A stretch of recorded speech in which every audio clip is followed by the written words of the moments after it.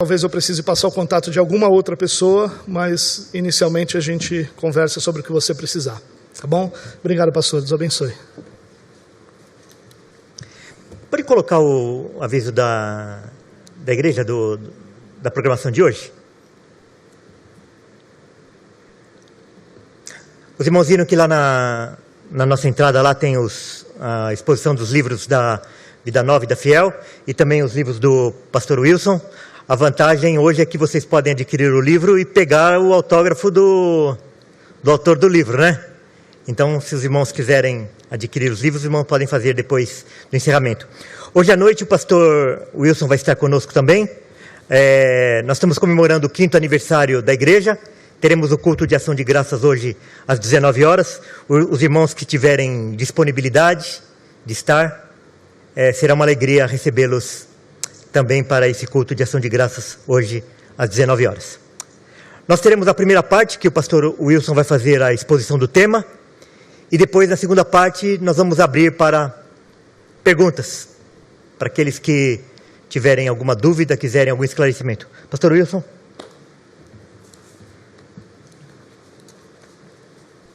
Pastor Wilson não precisa de muita apresentação, ele já é muito conhecido no meio batista, principalmente no meio reformado. Ele é pastor da Igreja Batista Liberdade, em Araraquara, professor do seminário Martin Bucer e de outros seminários também, escritor, com vários livros já publicados, e é uma grande alegria para nós recebê-lo nesta manhã. Agradecemos o seu empenho em estar conosco neste final de semana. Vamos orar mais uma vez, em seguida ele vai estar com a palavra. Pai, mais uma vez te louvamos pela vida do pastor Wilson, pedimos a tua bênção em favor da sua vida, da sua saúde, do seu ministério, das várias atividades que ele tem, da sua igreja, da sua família, que o Senhor possa estar abençoando o Senhor, renovando as suas misericórdias sobre ele a cada dia, e que o Senhor possa nos abençoar através da vida dele nesta manhã. Em nome de Jesus, amém. Agradeço ao pastor Walter pelo convite para estar com os irmãos. Agradeço a Deus por estar aqui, uma alegria muito grande. E de um modo especial para tratar de um assunto que para mim é muito especial, que é a história da Igreja Batista. Há um tempo atrás eu tive a oportunidade de conhecer, de estudar um pouquinho mais a história dos batistas, e de um modo especial a história de um batista do século XVII chamado Benjamin Kitt.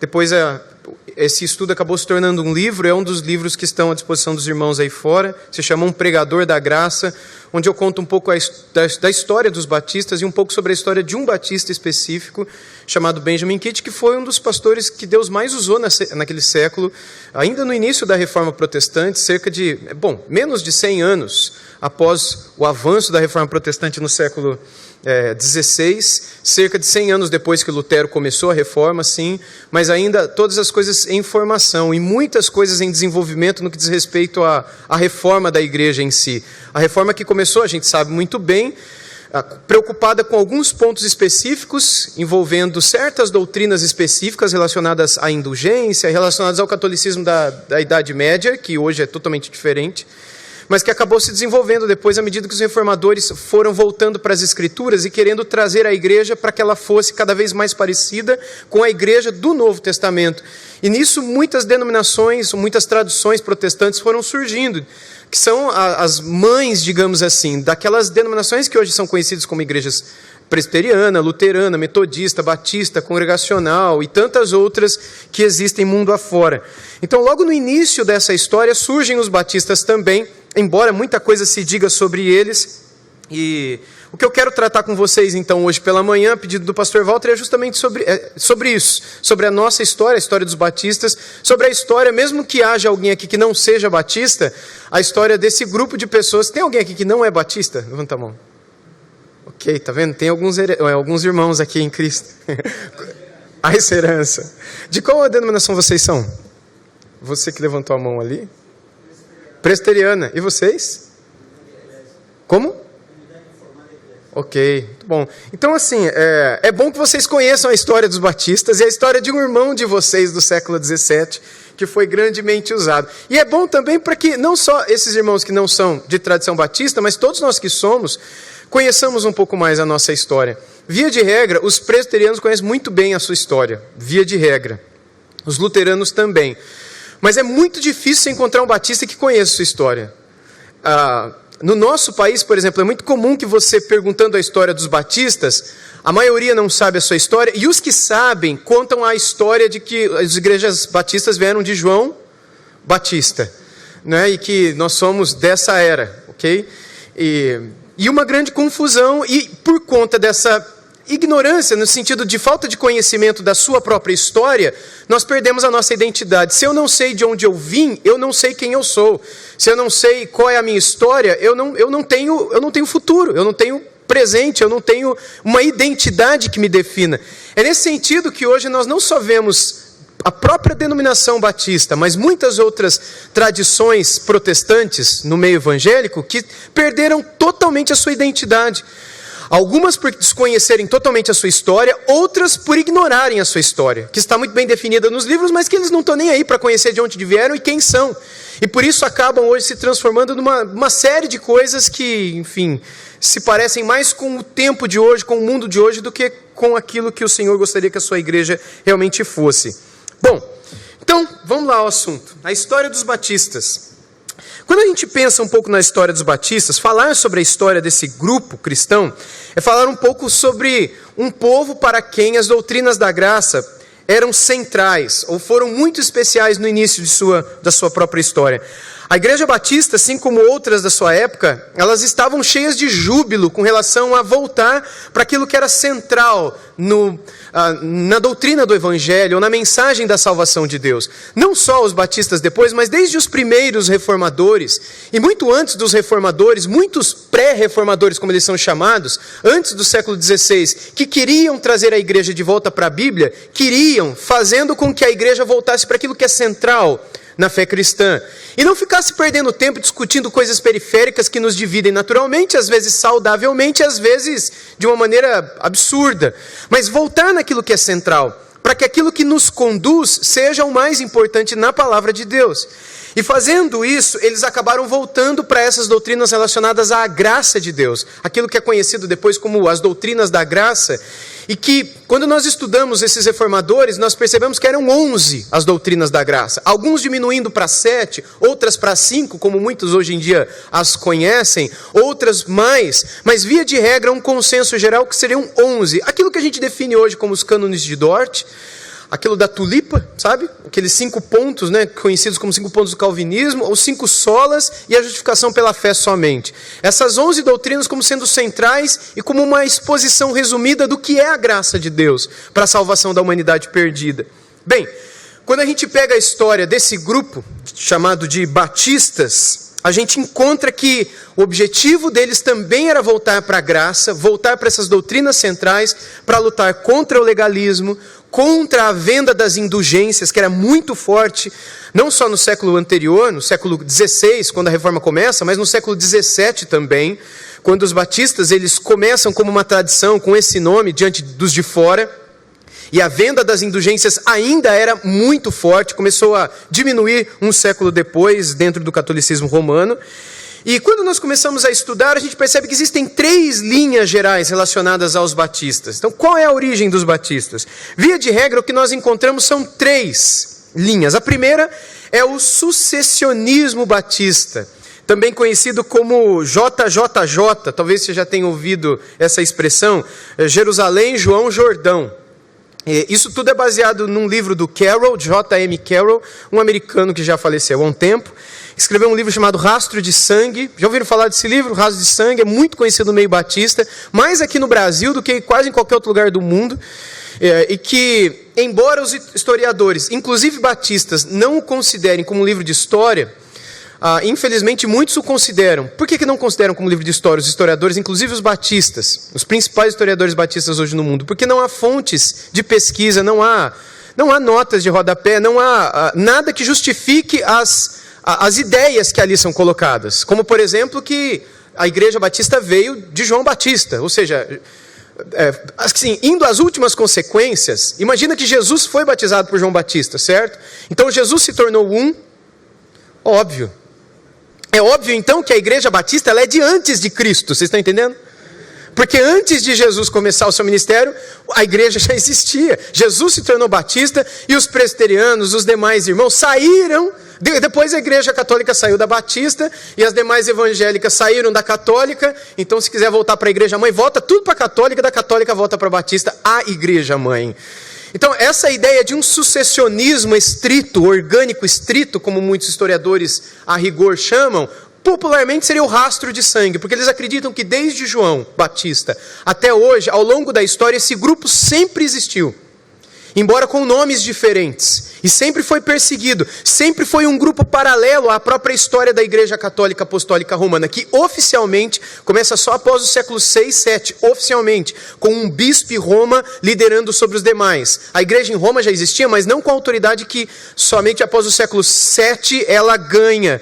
Então essa visão acredita que ao lado, paralelamente à Igreja Católica Apostólica Romana, sempre existiu uma Igreja Católica Universal, ou geral, ou enfim, chamada de Batista, tendo tantos outros nomes, como por exemplo, os paulicianos, os albingenses, os valdenses, os montanistas, que eram um grupo herege. Mas até grupos hereges são colocados nesse meio. Quando você pega o Raso de Sangue, o grupo fundado por Montano está ali no meio. Alguns supõem até que os marcionitas fossem parte dessa geração. Os marcionistas são hereges, assim, totalmente, né? E outros grupos que durante a história da igreja são conhecidos como grupos que se afastaram totalmente da palavra de Deus, totalmente da Bíblia, pregando doutrinas erradas, heréticas de fato, e que são colocadas nesse meio. O fato é que historicamente a gente não tem comprovação de nada disso, ou a ligação, pelo menos, que esse grupo histórico tenha com a denominação moderna chamada batista. Bem, o segundo grupo, eu tenho 50 minutos, então eu vou ser bem rápido aqui, bem sucinto naquilo que eu vou falar para vocês. A gente não vai entrar a fundo, depois no momento de perguntas, caso vocês queiram aprofundar um ponto ou outro mais, a gente pode tentar fazer isso no tempo que a gente tiver. Uma outra afirmação que se faz é que os batistas talvez tenham vindo dos anabatistas. E isso se dá por conta do nome, só por causa do nome. Porque anabatista, batista parece a mesma coisa, então, e os anabatistas batizavam novamente as pessoas, rebatizavam as pessoas, coisa que os batistas não gostavam de afirmar, a questão do rebatismo. Até hoje, muitos batistas dizem isso, que quando uma pessoa é batizada, ela não é rebatizada, porque não existe rebatismo biblicamente falando, existe batismo. Se não se considera um batismo outro que tenha acontecido, então não se considera, se fosse rebatismo, consideraria aquilo como um batismo. Como não é batismo, foi qualquer outra coisa, então a pessoa é batizada, não foi rebatizada. Por exemplo, o cara era da Igreja Universal do Reino de Deus, vamos supor, ou de alguma outra denominação que 98% dos evangélicos não consideram como sendo um batismo bíblico, certo? E aí a pessoa diz que ela é batizada naquela igreja, da maneira como eles são batizados lá, ou seja, de uma maneira totalmente não bíblica, embora seja por imersão, mas a quantidade de água aqui não tem nada a ver. O ponto é o evento e a doutrina e o propósito e o que acontece em si. Ela vem para uma igreja batista ou presbiteriana ou qualquer outra igreja. Ela é batizada ali, porque não se reconhece. Nas igrejas sérias não se reconhecem. Então não se diz que ela é rebatizada, correto? Mas que ela é batizada porque não houve batismo de fato, houve qualquer outra coisa chamada de qualquer outra coisa. Portanto, quando os anabatistas praticavam isso e posteriormente os batistas passaram a praticar também, acabou criando-se uma associação, não no século XVI, mas nos séculos seguintes, especialmente final do 18, começo do 19, quando já estavam se distantes dos anabatistas e o grupo anabatista era muito menor, já no final do 18, começo do século 19, e aí então começaram a afirmar a possibilidade de haver alguma relação, quando relação nenhuma existia. Os que sustentam essa segunda perspectiva, a de que os batistas vieram dos anabatistas, argumentam que no tempo da reforma, quando a igreja, alguns saíram da igreja romana, eles não se identificaram com a reforma de Lutero, Calvino, Zwinglio. Alguns não consideram Zwinglio aqui, mas essa reforma magisterial, como eles falam, né? E eles afirmam que houve uma outra reforma chamada de reforma radical, e essa reforma radical, que foi encabeçada por esse grupo chamado de anabatistas, seriam os pais dos verdadeiros batistas de hoje em dia. O problema é que os anabatistas, eles se subdividiam em alguns grupos, e alguns anabatistas não concordavam com os anabatistas, não gostavam nem de associação com aqueles. Vocês sabem que os reformadores concordaram até com a perseguição dos anabatistas, em algumas ocasiões, porque eles eram terríveis. Por exemplo, havia um grupo na Alemanha que eles matavam pessoas, de anabatistas. que eles matavam pessoas. Eles entravam em conventos e matavam freira, matava padre, chegavam em igrejas católicas, incendiava tudo, se tinha gente dentro, eles incendiavam as pessoas ali também. Eles chegaram a expulsar uma cidade inteira para ocupar aquele lugar como se fosse o reino de Deus na terra, e que Jesus ia voltar e ia estabelecer naquela cidade ali na Alemanha o início do seu reino nesse mundo. Era um grupo doido, assim, bem doido, né, e assassino. Nesse sentido, muitos dos reformadores concordaram que, pelas forças policiais da época, esse grupo fosse freado. Era como se hoje, por exemplo, um grupo que se autodenominasse, sei lá, rebatizadores aí fora e falasse, não, a gente é meio batista. E eles começassem a perseguir, matar e queimar pessoas. Nós iríamos concordar com isso ou iríamos dizer, não, a polícia tem que ir atrás desse grupo? O que a gente faria? É óbvio que a gente ia mandar a polícia atrás desse grupo, porque eles estão matando pessoas, estão doidos. Nesse sentido, muitos reformadores não concordaram com a atitude desses anabatistas e muitos deles foram presos, muitos foram condenados à morte, diante da legislação da época, por conta dessa atitude social terrível, não é? E nada bíblica que eles exerciam. Por outro lado, haviam os anabatistas mais tranquilos, haviam os anabatistas reformadores radicais como Menno Simons, que deu origem aos menonitas, que foram uma espécie de anabatistas, não é? E que depois acabaram unindo os anabatistas mais pacíficos em si, que formaram esse grupo que até hoje é conhecido. Mas os primeiros batistas, conhecidos dessa maneira, fizeram questão de se desassociar dos anabatistas nas suas primeiras confissões de fé.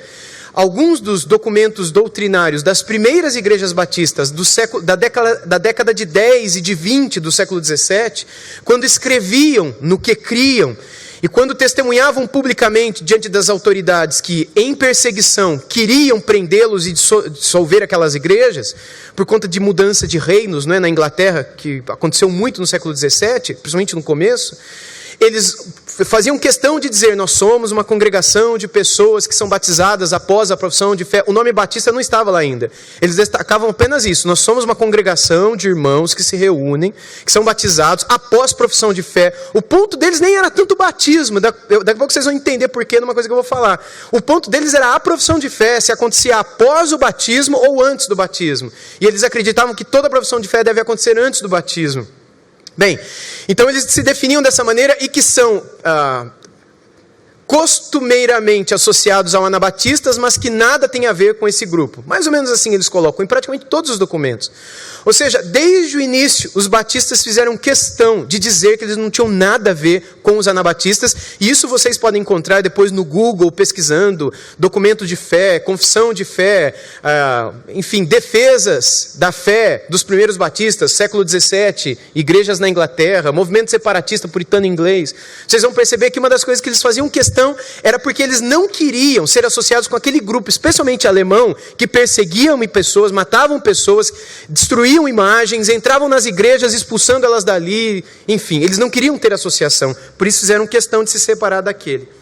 E uma terceira linha de estudo da história dos batistas é essa que diz que eles vêm do movimento puritano separatista inglês, não inglesa, inglês. E esse daqui é o único que tem fundamento histórico. É o único que, se a gente quiser estudar a história, nós conseguimos fazer uma ligação desde as nossas igrejas batistas, as igrejas que vocês fazem parte, que de alguma maneira estão ligados com uma outra igreja batista, ou se não estão, você conhece alguém que está ligado a alguma igreja, que esteve ligado a alguma outra, e se você for indo à origem, você vai chegar nesse movimento puritano separatista inglês. De um modo muito rápido, por exemplo, a Convenção Batista Brasileira, que foi a primeira denominação batista aqui no Brasil, eles vieram como fruto de um esforço missionário norte-americano, da Convenção do Sul Batista norte-americana, que por sua vez foi formada depois de um tempo como fruto de alguns puritanos ingleses, separatistas, batistas, que imigraram para a América do Norte, da Inglaterra, e que em si formavam um grupo na Inglaterra antes de irem para os Estados Unidos, e depois de alguns séculos formarem a convenção, depois mandou missionário aqui para o Brasil e formou as nossas igrejas aqui. Lá na Inglaterra, no início do século XVII, esse grupo ele era um grupo reformado. E a gente percebe isso pelas suas doutrinas. Essa terceira, então, e principal perspectiva, que pelo que vocês percebem é a que eu defendo, que é a que eu sigo, inclusive nesse meu livro sobre a história dos batistas, ela defende que os batistas surgiram desses movimentos. Tanto o movimento puritano, na Inglaterra, quanto o movimento separatista também. Rapidamente, O movimento separatista porque não concordava com a reforma que a igreja anglicana fez. Eles se separaram do catolicismo, mas mantiveram uma série de coisas, inclusive adotaram certas coisas que nem no catolicismo romano eram aceitas. E eles começaram a praticar isso. E um grupo, influenciado por aquilo que estava acontecendo na Suíça, na Alemanha e em outros lugares da Europa, querendo trazer a igreja para mais perto da Bíblia, exigiu isso. Um grupo de pastores, principalmente. Pastores da igreja anglicana. Que a igreja anglicana se purificasse de tudo aquilo que era uma espécie de resquício de romanismo e que era uma espécie de inclusão de outras coisas que nada a ver tem com a Bíblia. E esse grupo, então, em alguns períodos foram expulsos da igreja anglicana e perseguidos. Em outros momentos, eles foram tolerados dentro da Inglaterra e pela igreja anglicana. Mas esse grupo acabou sendo conhecido como grupo separatista. O pessoal queria se separar. Enquanto alguns, posteriormente, acabaram ganhando também jocosamente o apelido de puritanos. Porque eles queriam ser mais puros no que diz respeito à roupa. Eles queriam ser mais puros no que diz respeito à liturgia. Eles queriam ter uma vida mais simples, uma vestimenta, uma prática litúrgica, tudo mais simples, mais puro. Enfim, despido de toda essa pompa e circunstância que a igreja anglicana vive. Então esse desejo pela pureza e simplicidade da vida cristã acabou dando a esses cristãos esse título de serem puritanos. E aí vem esse movimento puritano e o movimento separatista. No meio desse grupo é que surgem os batistas. Bem, logo no início, a gente vê que dois grupos se destacam. O primeiro deles é o grupo dos batistas gerais, e o segundo deles, o grupo dos batistas particulares. Eu vou falar deles dois aqui para vocês. Esses dois grupos deram origem aos batistas, e eles se dividiam por conta de uma das doutrinas da graça, que é o terceiro dos cânones de Dort, que trata sobre a expiação geral ou a expiação limitada, não é? A expiação particular ou a expiação universal. E na divisão desse ponto é que esse grupo se dividiu. Quando tudo começou, a gente tem como principal fundador o John Smith, que é o conhecido como fundador dos batistas. Ele nasceu em 1570 e morreu em 1612. E o John Smith, ele era um pastor anglicano. Ele era membro da igreja anglicana, a igreja da Inglaterra, a igreja fundada pelo rei Henrique VIII, quando ele queria se afastar de Roma e casar de novo, e enfim, ter toda aquela história que a gente sabe no século XVII. Ele funda a igreja que existe até hoje, cuja chefa é a rainha da Inglaterra, né? O chefe é o rei, a rainha da Inglaterra, dessa denominação, dessa igreja, que está espalhada pelo mundo todo. Lá na Inglaterra, a igreja anglicana, fora da Inglaterra, ela costuma ser chamada de igreja episcopal. Essa igreja possuía vários pastores. Alguns deles queriam trazer de volta, fazer uma reforma verdadeira, trazer para a Bíblia somente, Cristo somente, graça somente, somente a Deus a glória, não a autoridade da igreja, etc. Um desses foi John Smith. E esse rapaz, esse jovem pastor, em meados da primeira década do século XVII, ele acaba considerando, após a sua conversão e começar o seu ministério pastoral, ele acaba chegando à conclusão de que a liturgia da igreja anglicana estava errada e que a própria forma de batismo daquela igreja estava errada. E pregando assim, ele foi expulso. E por volta de 1607, ele se define, 1607, como um separatista. Ele não queria estar no meio daquela igreja que, segundo a sua consciência, estava distante da palavra de Deus. E assim uma congregação separatista se une a ele, dando início na cidade de Gainsborough, na Inglaterra, àquilo que seria uma espécie de primeira igreja batista da história, embora não tinha esse nome. Foi somente em 1609, 2 anos depois, que o Smith chegou à conclusão de que o batismo que ele recebeu não foi correto como bebê na igreja da Inglaterra, e ele deveria se autobatizar, ser batizado. Então ele dá um passo significativo e ele aceita o batismo do crente apenas, e ele pede para ser batizado, e ele mesmo se autobatiza e batiza a igreja inteira, que era um grupo de aproximadamente 70 pessoas. Todos eles são batizados, pelo John Smith.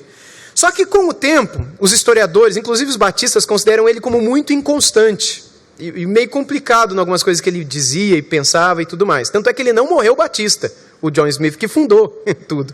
Mas um pouco tempo depois, ele acabou sendo influenciado por um grupo holandês, que é conhecido na história como os Waterlands. e que era um grupo anabatista, um grupo influenciado muito por Menno Simons, e ele começou a se aproximar, e esse grupo começou a influenciá-lo, e quando chegou um período em que os líderes desse grupo conseguiram convencer o John Smith que o batismo dele também não valeu, porque ele se autobatizou, e ele batizou, mas ele tinha que ter uma outra autoridade por trás dele e conferir autoridade ao batismo dele e ao batismo dos outros. E ele decidiu ir para a Inglaterra, para a Holanda, e ele foi com esse grupo para lá. É óbvio que uma série de outros fatores políticos, sociais, aconteceram que fizeram essa emigração também, essa saída. Mas uma das razões espirituais que estavam no coração do John Smith era realmente estar mais perto desse grupo para conhecer um pouco mais daquilo que eles estavam dizendo. Era um processo de mudança, era um período de transformações. E ele foi, e lá ele foi convencido por aqueles irmãos que o batismo dele não só foi... Bom, primeiro na igreja anglicana foi falso. O segundo foi mais ou menos falso. E que agora ele deveria ser mais uma vez rebatizado e todos os membros da igreja dele igualmente. E aí, então, o grupo que vai para a Holanda se divide.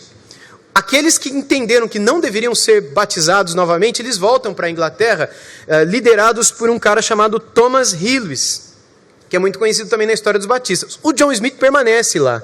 Ele e um pequeno grupo que ficou com ele foram todos rebatizados, e eles se tornaram Waterlands e morreram como menonitas, como anabatistas, como Waterlanders, né? Aqueles que voltaram para a Inglaterra com Thomas Hillis era um grupo muito pequenininho, e estes oficialmente acabaram sendo considerados os primeiros batistas da história.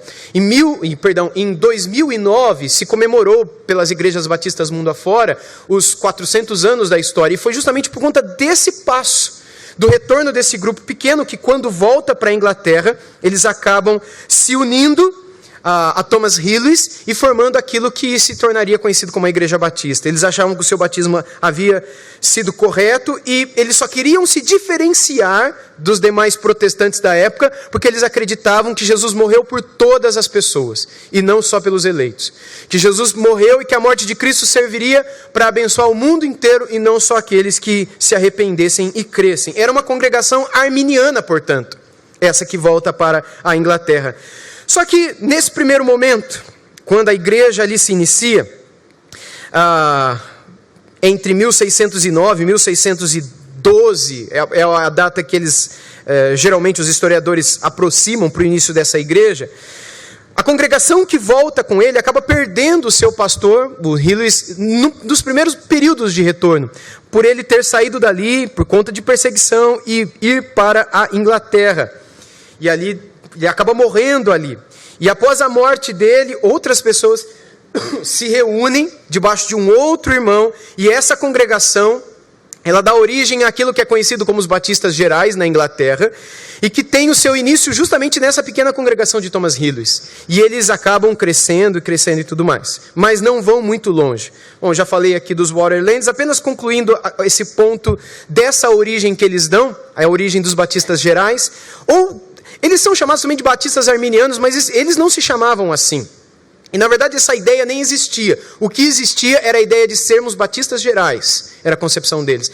Esse grupo, com as suas igrejas, segundo o Michael Haykin, que é uma das maiores autoridades em história da igreja no mundo hoje, principalmente da história da igreja batista, o Michael Haykin, em um dos seus livros sobre a história dos batistas, diz, há outros também historiadores batistas que afirmam a mesma coisa, que esse pequeno grupo de batistas gerais, eles praticamente foram extintos no século XVIII. Essas igrejas que começaram com esses fundadores aqui, e que se mantiveram arminianas, digamos assim, em meados do século XVIII, por duas razões. A primeira é que eles, no final do século XVII para o XVIII, eles começaram a acreditar que eles não deveriam construir templos mais. E que a prática de construir prédios era uma prática do romanismo. E que se eles quisessem voltar para a Bíblia, eles não poderiam construir mais prédios. Era só no cemitério, só nas catacumbas, só na rua, só na casa das pessoas. E a segunda e principal causa que os historiadores afirmam era porque eles eram endogâmicos. Ou seja, eles consideravam que eles só deveriam casar com pessoas que eram da mesma igreja. Não era com quem era crente evangélico, mas da mesma igreja ali. Então, se tivesse uma outra igreja batista geral do outro bairro, não podia casar. Era aquilo que hoje, ainda hoje, algumas igrejas consideram isso com relação à ceia do Senhor, quando a ceia é ultra restrita. E você não pode tomar a ceia do Senhor, mesmo com outro crente, ou com outro batista, ou com outro batista ultra restrita também, porque ele só pode tomar na igreja dele. Se ele estiver aqui, ele não pode tomar ceia aqui. Essa concepção vem dos batistas gerais, de que cada igreja é uma igreja, e eles levam assim as últimas consequências, levando isso para o casamento também. Por conta disso, por razões óbvias, eles acabaram sumindo, desaparecendo, porque só podia casar entre eles. Imagina, chegou uma hora que eles acabaram desaparecendo, porque não tinha com quem casar, não tinha como continuar. E nesse sentido, a maioria dos historiadores afirmam que esse grupo de batistas gerais, ele desapareceu no século XVIII. Não se tem noção, no século XIX, de igrejas batistas gerais na Inglaterra e no mundo. Óbvio, hoje existem igrejas arminianas batistas, não existem? Mas essas não têm nada a ver com esse grupo de batistas gerais. Elas são hoje, mas não existe uma ligação histórica entre os grupos. Por outro lado, existe um grupo chamado de batistas calvinistas hoje em dia, ou batistas particulares, como eles eram chamados na época. Esse era o nome mais famoso. E batista particular justamente por eles acreditarem que a expiação era particular, não era geral. A expiação era limitada, no sentido de que a eficácia da morte de Cristo na cruz descia, ou era aplicada apenas na vida daquele que se convertesse de fato, se arrependesse e cresce. Então, Jesus morreu na cruz. A expiação de Cristo na cruz tem poder sobre todo mundo? Esses irmãos diziam o seguinte: não. Porque se for assim, a gente não precisa sair evangelizando. Já que a morte de Cristo é eficaz para salvar o mundo inteiro, então a morte de Cristo é eficaz para salvar o mundo inteiro. A eficácia da morte de Cristo, da obra de Cristo, não depende da pessoa, se ela é eficaz. Se ela é ineficaz e depende do outro, então depende do outro. Agora, um ponto que a gente não pode deixar de considerar é o seguinte: quando esses irmãos começaram a aplicar a ideia de que os crentes apenas se arrependendo dos seus pecados e crendo em Cristo para a sua salvação eram aqueles que obteriam os méritos da obra de Cristo salvífica, esses irmãos, eles consideraram que se nós não evangelizássemos, se nós não fizéssemos missões, o mundo se perderia. E essa é a razão pela qual todo movimento de missões moderna nasce do movimento batista particular, dos batistas calvinistas. Os batistas gerais não fizeram isso. Eles acabaram no finalzinho se tornando universalistas, por razões óbvias e por consequências óbvias dos desdobramentos da sua teologia. Já os batistas particulares, crendo que a salvação vinha pela fé, que a pessoa tinha que se arrepender e crer, e que só para aquele que se arrependesse e cresce a expiação de Cristo tinha sua eficácia, então a necessidade de pregar o evangelho a todos era presente. Esse grupo de batistas calvinistas, ele surge do meio dos batistas gerais. É no meio dessas igrejas batistas gerais que os batistas particulares ou batistas calvinistas começam a pregar, começam a anunciar as suas concepções com relação ao evangelho. Em 1616, portanto, debaixo do pastoreio de um homem chamado Henry Jacob, surge aquela que é considerada a primeira igreja batista calvinista da história. E essa igreja ela ficou conhecida como a igreja do JLJ, eu vou já colocar aqui nos slides, por conta do sobrenome dos 3 primeiros pastores dela, o Henry Jacob, depois o John Lathrop e o Henry Jesse. Vejam a primeira letra do sobrenome de cada um dos 3, Jacob, Lathrop, Jesse, JLJ. É muito conhecida essa igreja. E essa igreja, no início do pastoreio desses irmãos, ela acabou abraçando as doutrinas da graça diferente como aqueles batistas gerais. Mas já resumindo um pouco mais por causa do tempo, é só debaixo do ministério pastoral de Henry Jesse, um pouco mais à frente, cerca de 1638, que esse movimento abraça não só o credo batismo, como também o batismo por imersão. Até então, presta atenção nisso, eu sei que vocês estão prestando atenção em outras coisas, mas presta atenção nisso. Até 1638, os batistas só batizavam por aspersão. Só batizavam por aspersão. Vocês sabiam disso? Quando os primeiros batistas começaram, a ideia deles não era a quantidade de água, era o momento quando a profissão de fé era feita. Esse era o ponto deles. Todos os documentos iniciais das igrejas batistas afirmavam que o ponto era esse. Quando a profissão de fé aconteceu? Aconteceu antes de você ser batizado? Então, beleza, nós concordamos em você ser um membro da nossa igreja. Ela aconteceu depois, ou seja, quando você foi batizado, você não sabia nada se você cria, não cria quem era Jesus. Você foi batizado depois que você foi se converter e foi dar a profissão de fé. Então, a nossa igreja não acredita nisso. O ponto deles era a profissão de fé. Foi só em 1638, debaixo do ministério de Henry Jessey, um pastor batista particular, inglês, é que começou a se conceber a ideia de voltar à prática neotestamentária da imersão, embora que permitindo a flexibilização da afusão e da aspersão, em alguns pontos também, por conta de documentos antigos da igreja primitiva, especialmente a Didaquê, ou o livro dos 12 apóstolos, que é um documento do século I para o II, né? Dizem que ele foi escrito entre 90 e 115 depois de Cristo, e ali ele assevera que o batismo deveria ser para aqueles que se converteram, deveria ser batizado em muita água, mas se não for possível muita água, com pouca água, com água parada, né, em vez de água viva, se não for possível com água parada gelada, viva, então água aquecida, porque são pastores da Síria, escrevendo para pastores mais ao norte, e alguns vão dizer que esse documento foi escrito para pastores de regiões muito geladas, então eles permitindo que fosse em água parada e aquecida, porque os primeiros da igreja primitiva acreditavam que deveria ser água corrente, água viva, como era com João Batista. E aí ele vai dizer, se não é possível com água corrente, se não é possível com água gelada, que seja água parada, que seja água aquecida, e se não for possível nenhuma dessas causas, que seja jogando sobre a cabeça da pessoa uma boa quantidade de água 3 vezes, lembrando do Pai, do Filho e do Espírito Santo. Então, nós estamos saindo do período canônico, período de formação do Novo Testamento. Se ele foi escrito no ano 95, por exemplo, João, o apóstolo, estava vivo ainda. E era corrente entre as igrejas que o batismo era a imersão, com a flexibilidade de ir até a fusão em ocasiões onde a imersão não fosse possível. Deixando claro que o ponto não era a quantidade, mas a presença da água e a invocação da Santíssima Trindade. Mas que em ocasiões normais, que a aplicação da imersão fosse realizada. Em estudos da história da igreja, a gente percebe que a afusão ela foi ganhando seu espaço com o tempo, por conta da praticidade, e a aspersão só no século IX ela encontra o seu lugar, dentro do romanismo, dentro da igreja romana, também por questões de praticidade, não outra. E o batismo infantil também entra um pouco posteriormente, oficialmente. É óbvio que existem estudos tentando encontrar pontos ainda no período patrístico de batismo infantil, mas são pontos bem, assim, particulares, específicos, que não era a normalidade, digamos assim, da forma batismal da igreja patrística. Então, quando esses irmãos eles começaram a revisitar esses doutrinos, esses estudos patrísticos, da igreja patrística, dos pais da igreja primitiva, como popularmente era chamada, então eles começaram a dizer, não, a gente não só tem que batizar aquele que se arrepende e crê, mas a gente tem que batizar por imersão também, flexibilizando, dependendo da situação. Se eu tenho uma senhora em estado terminal que se converte, ela não pode ser levada para uma piscina, a menos que eu queira matá-la de uma vez, então eu posso aplicar o batismo aqui no hospital, obviamente aplicando menos quantidade de água naquela ocasião. Então, em ocasiões extraordinárias, essa aplicação. Esses primeiros batistas abraçaram isso. E então, a partir de 1640, eles começam a praticar isso. E em 1644, surge a primeira confissão de fé batista da história, que é a primeira confissão de fé londrina.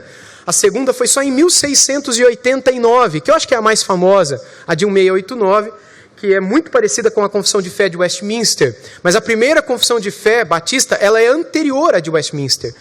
A Assembleia de Westminster, ela foi formada após os batistas terem escrito a sua primeira confissão de fé na história. E depois eles a atualizaram quando a perseguição acabou, com a chegada de William Mary, né, no governo, no reinado, e eles assinaram o ato de tolerância, os batistas deixaram, e também os outros cristãos, de serem perseguidos, e então eles se reuniram em 1689 mesmo, e escreveram essa confissão de fé que hoje é tão conhecida no nosso meio, que é muito parecida com a confissão de fé de nossos irmãos presbiterianos, a confissão de fé de Westminster.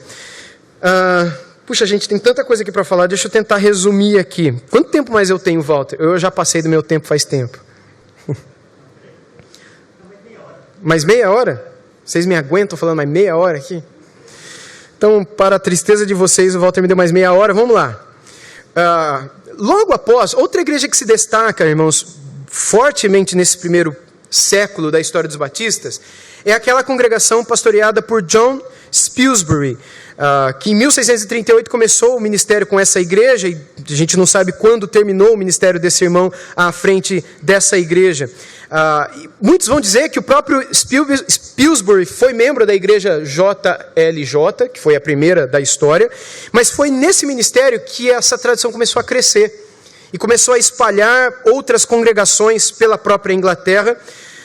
dando uma espécie de início àquilo que se marcou como conhecimento de uma denominação. Embora teologicamente ela foi conhecida e respeitada só na segunda metade do século, mas é quando eles começam a se espalhar por todo o Reino Unido.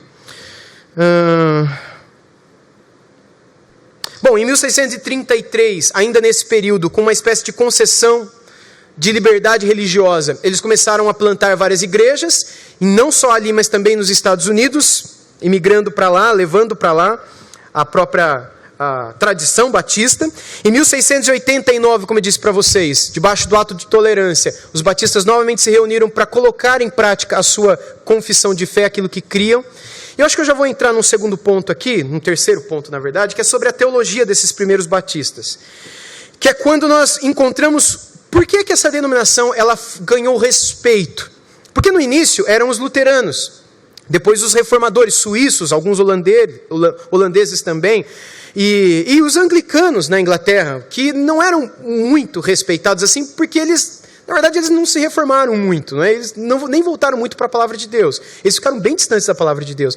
Então, quando nós encontramos esse cenário todo, nós descobrimos que havia uma respeitabilidade para o luteranismo, e para outros movimentos. Mas os batistas, quando eles começaram, eles eram virtualmente desconhecidos. Ninguém sabia desse povo. Foi graças a alguns irmãos que Deus usou grandemente para não só escrever sobre aquilo em que os primeiros batistas criam, mas também para dar identidade para as várias igrejas e pastores que pregavam debaixo daquela mesma confissão de fé. Respeitabilidade para essa tradição, que depois saiu dali e foi para a América, e acabou se tornando a maior denominação cristã da América do Norte, e depois se espalhou para o mundo inteiro, e durante um tempo foi a maior denominação evangélica do mundo. E alguns dos principais, são vários, eu vou citar 3 aqui, pelo menos são 3 que eu gosto demais de ler o que eles escreveram e conhecer a sua história. Um deles foi esse daqui, o Nehemiah Cox. Nehemiah Cox ele foi filho de um pastor batista particular daquela época, chamado Benjamin Cox. Nehemiah Cox, ele era médico também, um médico muito habilidoso, segundo os historiadores. Ele era um profundo conhecedor de grego, hebraico e latim. E quando ele se converteu, ele acabou se mudando para Bedford e se tornou ovelha de um pastor batista muito famoso lá de Bedford. Escritor de vários livros famosos. Vocês lembram quem era pastor em Bedford? E que foi... escreveu um dos livros que são mais publicados depois da Bíblia na história. John Bunyan, que foi autor de O Peregrino. Ele acabou se tornando ovelha do John Bunyan, por conta das suas habilidades e tal. Ele acabou crescendo no respeito diante da congregação, os irmãos o reconheceram como pastor. Ele acabou sendo levado, encaminhado para ser pastor de uma congregação da igreja de John Bunyan, que ficava na cidade de Hitchin, pouco mais ao norte, próximo da cidade de Bedford, que já é ao norte de Londres, né? E ali, Nehemiah Cox não só desenvolveu o seu ministério, mas também o seu de pregação, mas o seu ministério de escrita, que foi profundamente respeitado e conhecido. Ele acabou se tornando muito amigo de um outro inglês chamado John Owen. John Owen, que foi um grande teólogo, muito conhecido, teólogo congregacional. E John Owen acabou admirando demais o Nehemiah Cox e, por conta desse respeito, acabou se interessando por essa denominação chamada de Batista. Enfim, uma das coisas que era muito fortes para Nehemiah Cox era a concepção do pacto da graça e a doutrina do pacto e a maneira como, por meio de alianças e de pactos, Deus demonstra sua graça ao longo da história. E como desde o Jardim do Éden até o período da Nova Aliança, o Novo Pacto, o Novo Testamento em que estamos, o Senhor revela graça e misericórdia salvando pessoas. E aí então ele derrama o seu conhecimento sobre as doutrinas da graça. Nehemiah Cox foi um desses irmãos. Um outro que eu já mencionei aqui para vocês é o próprio John Bunyan.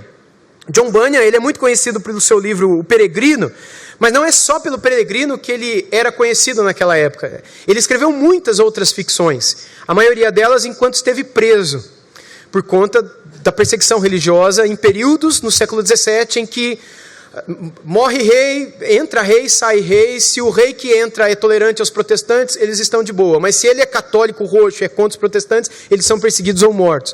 Então, principalmente nos períodos de perseguição, John Bunyan escreveu a maioria dos seus livros. Alguns deles de ficção, alguns deles de teologia. Mas em todos eles, o que se destaca é sempre a mesma coisa. A graça de Deus em salvar homens pecadores, mortos em seus delitos e pecados, incapazes por si só de se entregarem a Cristo Jesus. Por meio dessa literatura, não a doutrinária, mas a ficcional, é que as doutrinas da graça no meio dos batistas acabaram se se multiplicando ou sendo conhecidas, ou, enfim, percorrendo muitas regiões por conta dessa literatura ficcional, que acabou influenciando um outro personagem, um outro pastor já do final do século XVII, chamado Benjamin Kitt, que, embora seja mais conhecido por conta dos seus livros doutrinais, seus comentários bíblicos, o Sermão do Monte, por exemplo, que é o livro mais conhecido dele, ele também escreveu literaturas ficcionais, literaturas como Peregrino, por exemplo, mas ele não é tão conhecido por elas. E principalmente esses dois irmãos, o John Bunyan e o Benjamin Kitt, foram os que deram mais cara, digamos assim, mais respeitabilidade para os batistas no século XVII. O Benjamin Kitt, por exemplo, ao escrever sobre o Pacto da Graça, sobre as doutrinas da graça, ele acabou sendo conduzido a escrever aquela confissão de fé que depois, em 1689, acabou sendo a base para aquilo que se tornou a confissão de fé, inclusive de muitas igrejas batistas reformadas do nosso tempo. Muitas igrejas usam a confissão de 1689 como fundamento, embora um ponto ali com algumas ressalvas, que eram características daquela época, mas de um modo geral, a confissão de fé de 1689.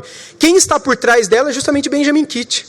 Justamente Benjamin Kitt, que em 1688 quase morreu, que é muito curioso, e pela graça de Deus ele sobreviveu a uma situação terrível de enfermidade e acabou morrendo em 1704, em uma ocasião muito interessante, que numa outra oportunidade a gente entra nesse ponto. Mas o ponto de todos esses irmãos sempre foi destacar isso: Cristo é o cabeça e a raiz de uma nova aliança. E essa nova aliança, que é a fonte da salvação, a fonte da graça e das bênçãos de Deus sobre a nossa vida, é derramada sobre nós por meio de uma decisão do próprio Deus e de uma graça do próprio Deus sobre nós. E essa graça não depende de nós. Esse é o ponto dele. Bom, algo interessante também para se destacar. Gente, eu separei um monte de coisa aqui para falar para vocês e na minha cabeça eu vou reorganizar tudo e resumir. Algumas coisas sejam interessantes, quem sabe na hora do momento de perguntas e respostas eu vou para outros pontos também. Mas algo que é interessante que a gente saiba é que Benjamin Kitt, ele funda uma igreja em Londres, em Horselydown, uma região na época era um pouco afastada do centro de Londres, hoje é na região central de Londres. E essa igreja, ela se torna uma das maiores igrejas da cidade de Londres, batista, e uma das principais, não só em tamanho, mas também em autoridade para influenciar as outras igrejas com relação à doutrina e o que é uma igreja batista. E essa igreja de Benjamin Kitt, depois ele morre, vira o século XVII, entra o século XVIII. Durante o século XVIII, um outro grande pastor batista se torna pastor dessa igreja, que é o John Gill. O John Gill, tem muitos livros dele traduzidos em português. Ele foi o primeiro homem na história da igreja a fazer comentário bíblico da Bíblia inteira. Ninguém antes de John Gill fez comentário da Bíblia toda, nem João Calvino, nem ninguém, né? Ele foi o primeiro homem a fazer um comentário da Bíblia toda, de Gênesis a Apocalipse. Foi pastor dessa igreja no século XVIII. Além de ser muito conhecido por conta de alguns debates públicos que ele entrou e que ele venceu com relação a questões doutrinárias com a própria igreja anglicana, e por outras razões mais. E aí alguns outros pastores entram. No século XIX, um outro pastor dessa mesma igreja fundada por Benjamin Kitt também ganha notoriedade, fama e voz entre os batistas e no mundo todo. E se chama Charles Spurgeon. O Charles Spurgeon foi pastor da igreja fundada pelo Benjamin Kitt, mas isso no século XIX. E ele, mais uma vez, também ganha respeitabilidade e voz. E o fundamento... Quando a gente pega os sermões do Spurgeon, por exemplo, é muito comum nós o vermos citando John Gill e citando Benjamin Kitt. E dizendo, nós estamos aqui 200 anos depois dele, 250 anos depois dele, mas nós não perdemos o fundamento da nossa fé. Nós não perdemos o Evangelho, nós não perdemos aquilo que cremos, nós permanecemos sendo aquilo que éramos, por meio dos antigos pastores que antes de nós, nessa localidade, pastorearam. A igreja acabou mudando de lugar, né? Depois de Horselydown, eles foram para Newcastle, depois Newcastle, aliás, antes de Newcastle, New Park Street, depois Newcastle, ou Elephant and Castle, onde eles estão ainda hoje, que é a igreja onde o Spurgeon levou a igreja, né, no final do século XIX, já bem pertinho da gente, né, anteontem, comparado com Benjamin Kitt. Então, depois do Charles Spurgeon, infelizmente, alguns pastores liberais entraram ali, mas o pastor que está hoje lá, ele é reformado também, como os seus primeiros pastores o foram. Essa tradição de igrejas batistas particulares, ou seja, igrejas batistas reformadas, elas acabaram levando para toda a Inglaterra tudo aquilo que hoje nós conhecemos como igreja batista no mundo. Eu gostaria então de deixar isso para vocês como algo que eu gostaria que ficasse claro no tempo que temos. Nós temos dois grupos iniciais, os batistas gerais e os batistas particulares. Dentre os batistas gerais, eles praticamente desapareceram no século XVIII, meados do século XVIII, por duas razões. A primeira delas, a endogamia. A gente só casa com quem é membro da própria igreja local. E a segunda, nós somos contra construir prédios. Então, as nossas igrejas serão muito pequenas e serão dentro das nossas casas. Então, se nós temos aqui 3 famílias, o meu filho vai casar com a sua filha. Não tem como escolher. E aí, a sua filha vai casar com o meu filho ou com o filho do outro irmão, que acabou de se converter aqui agora. Não tem opção. Essa é uma das razões pelas quais os historiadores batistas sérios consideram a extinção dos batistas gerais. Já os batistas particulares, eles não tinham essas concepções. Eles eram reformados em absolutamente tudo. Absolutamente tudo.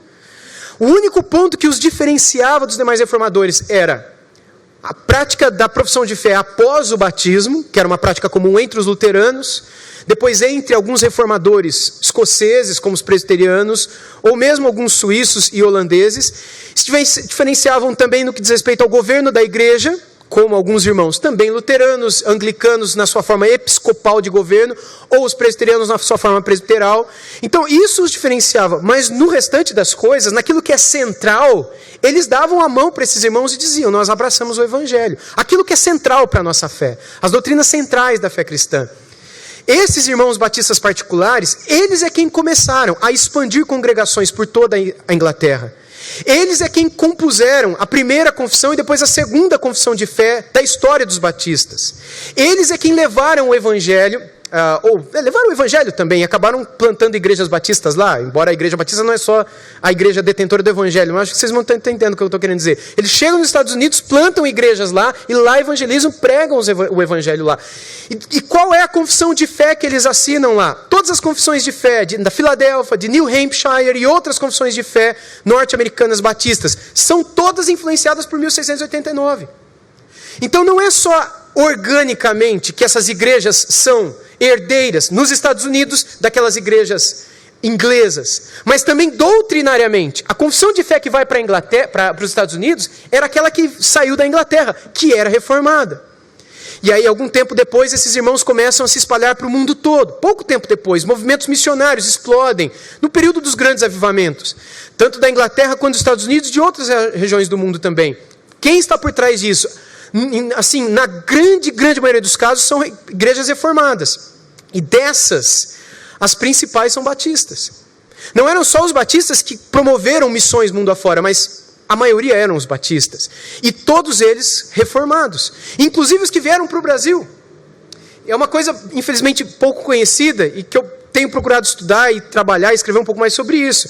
Inclusive para o Brasil. Tanto é que a primeira confissão de fé aqui do Brasil, dos batistas, era de New Hampshire, nos Estados Unidos. Que é uma confissão de fé calvinista. Que é dos primeiros batistas da Convenção Batista Brasileira aqui no Brasil.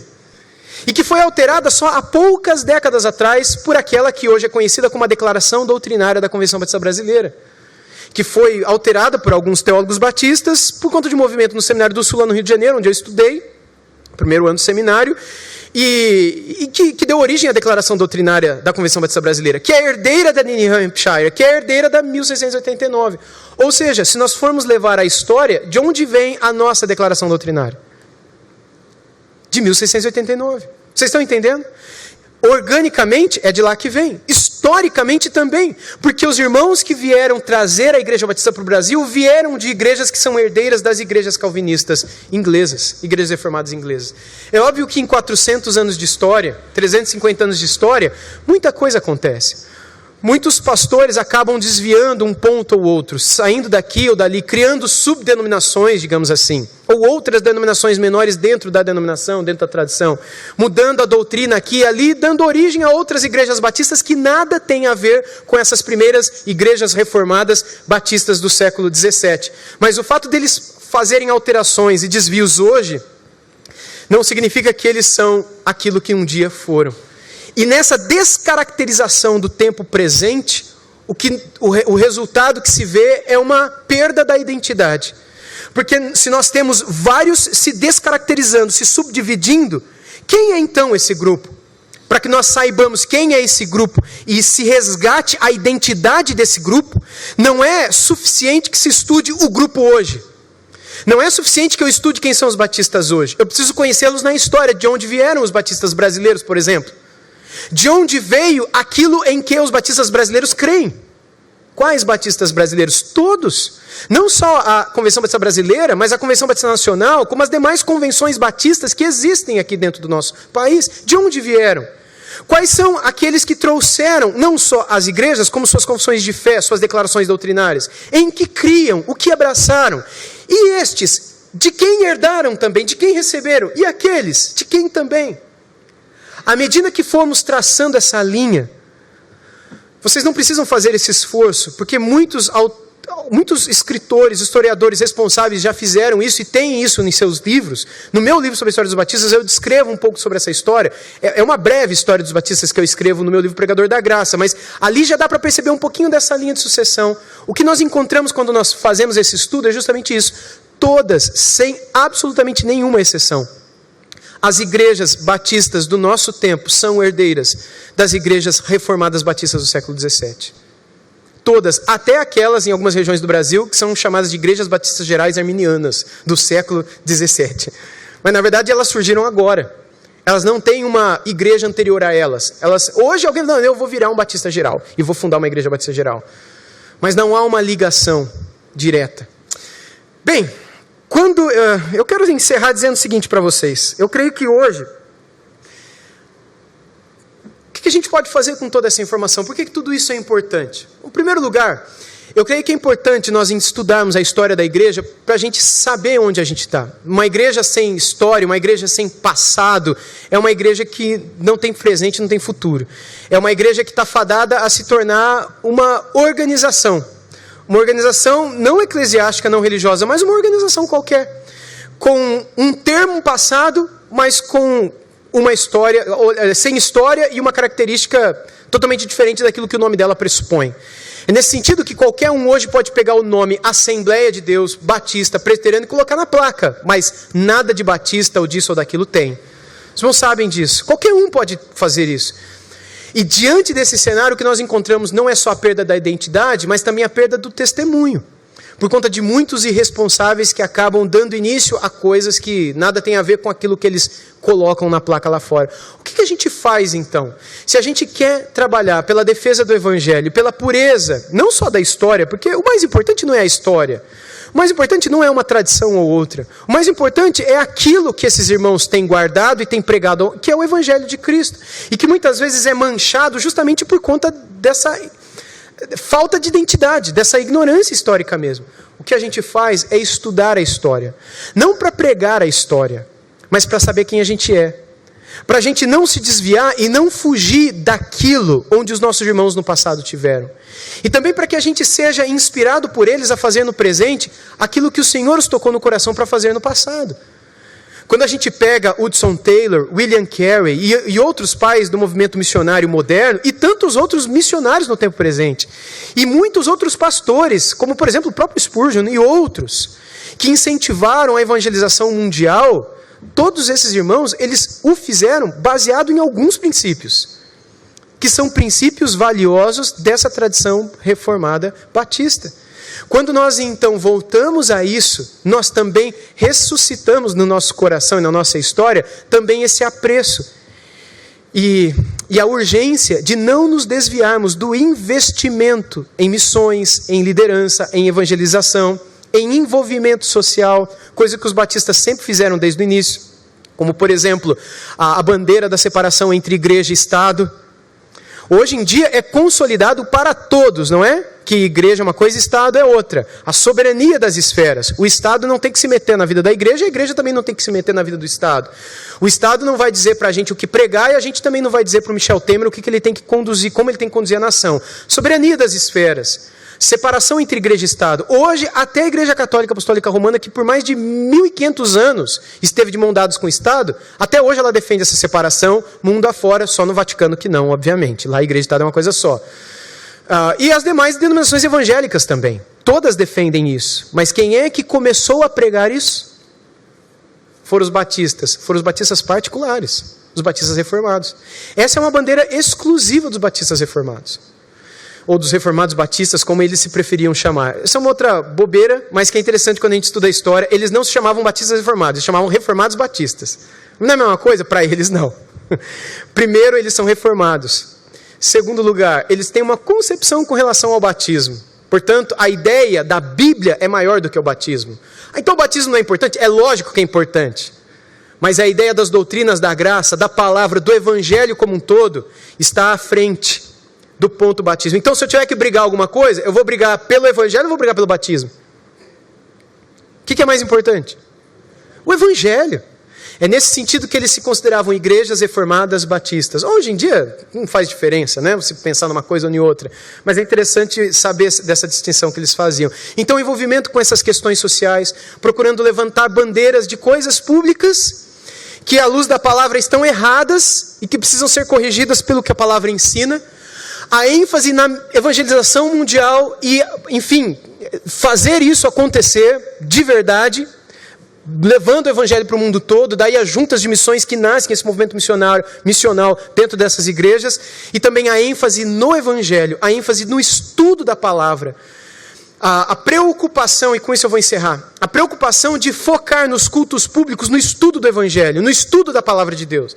As outras coisas são importantes, mas nada é mais importante do que o valor e o tempo dado à palavra de Deus.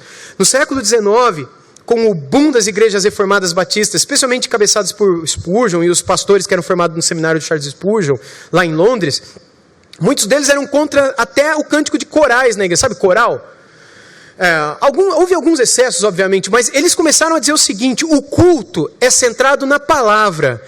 E é óbvio, naquele tempo, muitas igrejas anglicanas faziam com que o culto fosse um espetáculo. As pessoas vinham, assentavam, ouviam os coros, ouviam a homilia, ouviam os solos, ouviam os hinos, ouviam tudo, mas não cantavam, não participavam, não oravam juntas. Elas vinham para assistir, não para cultuar. E eles começaram a dizer: o povo tem que cantar. Por isso Benjamin Kidd escreveu um hinário, um hinário com mais de 500 hinos, e ele mesmo compôs, ele era um músico também, dizendo ao povo o que cantar. Eles escreveram literaturas para que as crianças liam essas historinhas de criança em casa. Eles escreviam catecismos, que são perguntas e respostas sobre a fé, para que o pai ensinava o filho em casa. Eles entendiam que a palavra deveria estar na vida como um todo do povo. E quando o povo vinha à igreja para adorar, o povo cantava, o povo lia, o povo ouvia e interagia com o evangelho que era cantado, visto, pregado, enfim, participado entre todos. Então a centralidade do evangelho. É óbvio que essas outras coisas, elas têm o seu lugar. É possível um canto, coral, uma outra coisa? Sim, desde que aquilo não roube o propósito principal do culto, que é o povo falar com Deus e o povo ouvir a voz de Deus. Quando se torna um espetáculo, se torna tudo menos culto. Então essa ênfase no culto e na vida do povo de Deus, a ênfase em missões e a ênfase em a transformação social, transformação missional, como muitos hoje chamam, o envolvimento para que o evangelho transforme o mundo em que eu vivo, sempre foram as ênfases desses primeiros batistas reformados e assim até hoje. Bem, é isso. Eu gostaria de passar a palavra aqui de volta ao Walter e, tendo ficado dúvidas ou comentários que vocês queiram fazer, eu estou à disposição dos irmãos.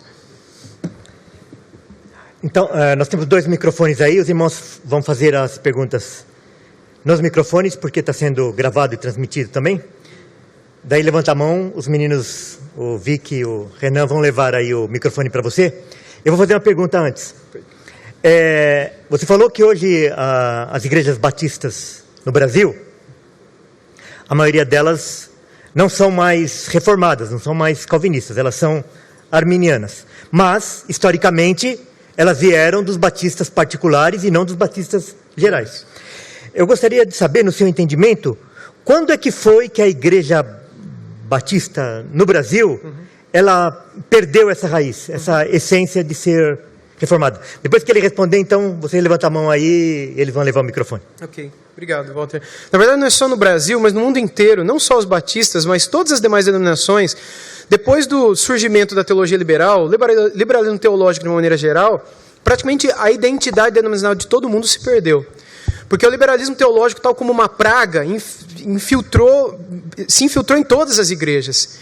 E aí muitos começaram a lutar contra isso, mas quando a igreja voltou à palavra, ao conservadorismo bíblico, digamos assim, a coisa já estava totalmente descaracterizada. E foi justamente nesse começo do século XX, agora, né? Historicamente falando, foi um pouco mais de 100 anos atrás, é que com a infiltração da teologia liberal no meio das igrejas batistas, que muitos se afastaram dessa raiz, aqui no Brasil e também no resto do mundo, e aqueles que permaneceram, eles fugiam tanto da questão do estudo, tanto da questão das origens, ficando tanto nas questões práticas, que essas questões todas que nós vimos hoje de manhã acabaram se tornando de menor relevância, de menor importância, porque a ênfase era nas questões práticas, era como ganhar uma pessoa para Jesus, como cuidar do pobre, como fazer isso, como fazer aquilo, coisa prática, bem prática. O pragmatismo então vem como uma resposta ao liberalismo teológico. E não é uma resposta ao liberalismo teológico, porque o liberalismo teológico é todo um edifício de doutrinas e que muitas pessoas que querem estudar e vão para o seminário acabam se encantando com aquilo e abraçando aquilo lá. Mas é uma destruição da fé, é uma negação da ressurreição, da inspiração, da inerrância bíblica, é uma negação dos milagres, é uma negação de tudo aquilo que a igreja em 2000 anos sempre creu. Mas a partir do momento que um jovem aprende na igreja só coisa prática, ele não aprende Bíblia, ele não aprende nada, ele vai para o seminário querendo estudar, e lá ele vê que o estudo é todo liberal, ele abraça aquilo. E aí então, quando ele volta para casa, digamos assim, e começa a pastorear, o que é que ele ensina? Bom, ele não tem o que ensinar, porque ele não vai ensinar que Jesus não ressuscitou aqui para a igreja, porque senão quem é que vai vir na igreja de novo? Ele volta para as questões práticas. Então uma igreja que tem questões práticas e simples, que foge do estudo, que quando estuda aquilo que não é bíblico, é uma igreja que está com as portas abertas para abraçar doutrinas que nada tem a ver com o evangelho do nosso Senhor Jesus Cristo. E aí a gente tem a influência do catolicismo romano no nosso país, e em outros países que são influenciados historicamente pelo catolicismo romano, que é oficialmente uma tradição cristã semi-pelagiana, ou vulgarmente arminiana, vai? Talvez semi-pelagianismo não seja comum para todo mundo aqui. Mas o semi-pelagianismo, na verdade, é o que a maioria abraça. Inclusive aqueles que se dizem arminianos, eu acredito que nem arminianos eles não sejam. Mas talvez semi-pelagianos, não é? E por conta dessa influência católico-romana no nosso país. Você veja, a própria doutrina do livre-arbítrio para a salvação, não a livre agência ou o livre-arbítrio para demais coisas na vida, mas a livre ação, a livre decisão para a salvação, não é uma doutrina concebida na história da igreja, senão dentro do catolicismo romano medieval. Na história da igreja, a gente não vê aquilo que hoje é chamado de livre-arbítrio, vai ser bem simples. Livre-arbítrio não se encontra na história da igreja até o surgimento da igreja católica medieval, no período medieval. Não existe isso antes. Em nada, praticamente nenhum documento. Interessante é que o maior teólogo católico romano medieval, que foi Tomás de Aquino, certo? Ele cria na predestinação. Porque ele, estudando a história da própria igreja católica, nunca ninguém acreditou nesse tipo de coisa do livre-arbítrio. Mas aí, então, com a solidificação do livre-arbítrio com a história, principalmente da igreja católica na Idade Média, por quê? Porque eles queriam que o pessoal trouxesse o dinheiro para comprar as indulgências, e que dependia de quem quisesse, não é? Que a igreja abençoaria, Deus abençoaria, desde que o povo fizesse a parte deles. Eles tiraram o estudo da palavra, tiraram a Bíblia da mão do povo, o povo não tinha acesso às escrituras e diziam, vocês têm que vir, depende de vocês a salvação, é pelas suas ações, pelas suas decisões. Começa a se pregar a questão do livre-arbítrio. Então, quando a reforma protestante acontece, o que acontece, os reformadores, eles acendem uma luz vermelha e dizem, não é isso. Nem que a gente encontra na Bíblia, nem que em toda a história da igreja primitiva se foi pregado. E eles voltam, os reformadores, eles eram reformados. Todos os reformadores eram reformados. E eles todos entendiam que a salvação era por aqueles que acreditassem que o Senhor é quem salva e não depende de quem quer nem de quem corre, porque estamos mortos em nossos delitos e pecados, etc. E em países influenciados pelo catolicismo romano, mesmo depois que eu era um católico romano, se convertem, a gente vem com uma série de doutrinas cristãs na nossa cabeça. É natural que a gente... E depois, com o tempo, a gente vai estudando a Bíblia, a gente vai conhecendo uma coisa aqui, outra coisa ali, e umas concepções vão sendo corrigidas ou alteradas com o período pela Bíblia. Elas vão sendo alteradas, inclusive essa. Quando a gente descobre que essa doutrina, na verdade, é uma doutrina católico-romana, não é? E então, por termos uma história católico-romana, por causa do liberalismo teológico, Walter, porque os pastores que lutaram contra o liberalismo teológico não lutaram biblicamente, mas lutaram com o pragmatismo, é que se enfraqueceu tanto e as igrejas batistas no Brasil e no resto do mundo, e não só batistas, perderam essa identidade histórica, essa ligação com as doutrinas da graça que os primeiros fundadores tinham. Ok. Quem está com o microfone pode falar. Bom dia. Ok, bom dia. Você começa o seu livro sobre Benjamin Kitt comentando sobre a teologia do Pacto da Graça. Opa. Não está ouvindo aqui na frente. Ficou melhor? Ficou melhor? Ficou. Você começa o seu livro comentando sobre a teologia do Pacto da Graça, falando que os reformadores eles consideravam a doutrina reformada muito mais do que o calvinismo, muito mais do que os 5 solas. Sim. Hoje em dia não é tão comum no meio batista se falar sobre a teologia do pacto, sobre federalismo. A pergunta que eu tenho é: a teologia do pacto é uma doutrina menos importante para o pensamento reformado? Meu irmão, a doutrina do pacto é a doutrina mais importante para os reformadores. Eu não posso nem dizer que ela é uma das, ela é a. Ela é aquilo que na Bíblia é chamado de evangelho. Quando a gente estuda a teologia do pacto, ou a teologia do pacto da graça, como pregadas por Benjamin Kitt, John Bunyan, Nehemiah Cox, Hansard Knollys, William Kiffin e tantos outros do século XVII, e tantos outros do século XVIII, XIX, XX, XXI, eu acho que no 22, espero que continue assim, a gente vê que o Evangelho é o centro de tudo. E o Evangelho é a maneira como nós encontramos Deus vindo até a humanidade para salvá-la. Então, bom, você não me perguntou o que é a teologia do pacto, mas supondo que vocês sabem o que é isso, a teologia do pacto é a principal doutrina, não só dos batistas, mas de todos os reformadores. É por causa de sua concepção sobre o pacto da graça, é por causa da sua concepção sobre o pacto da graça, lá de Gênesis 3,15 até Apocalipse 22, que eles pregam o evangelho dizendo que sem arrependimento e fé ninguém vai ser salvo. E de que a gente tem que pregar o evangelho porque é a única maneira das pessoas receberem a graça da fé, não é? E serem salvas, e terem uma aliança com o Senhor, um compromisso, um pacto com Deus. Portanto, eu estou pregando aos domingos à noite na igreja que eu sou pastor, sobre o pacto da graça. Eu fiz isso no comecinho do ministério, agora decidi voltar a fazer isso, e talvez isso vai virar um livro, talvez no futuro. Nesse meu livro, Pregador da Graça, eu falo sobre o pacto da graça em um capítulo só. Mas quanta coisa a Bíblia fala sobre a graça de Deus, sobre o pacto da graça, sobre o modo que Deus salva pessoas, por meio de alianças, por meio de uma família, uma pequena família, depois algumas famílias, depois uma nação, agora a gente de toda tribo, povo, raça e nação, sempre por meio de uma aliança, de um pacto, sempre envolvendo morte, sacrifício, sempre envolvendo entrega absoluta da parte de Deus e uma espera da parte do outro que ele faça o quê? Nada, a não ser estender mãos vazias, porque ele não tem o que oferecer a Deus para que Deus o salve. Ele só tem pecados, só isso que ele tem para oferecer a Deus. Ele só tem pecados para jogar diante de Deus e dizer: é isso que eu tenho, me perdoe e me purifique. Então, não só era uma das, mas era a principal doutrina, ok? Eu sou tentado, eu gosto de falar, eu sou tentado a falar muito mais do que isso, mas respondendo a sua pergunta, é isso. Próxima. Sim, irmão. Bom dia, irmão.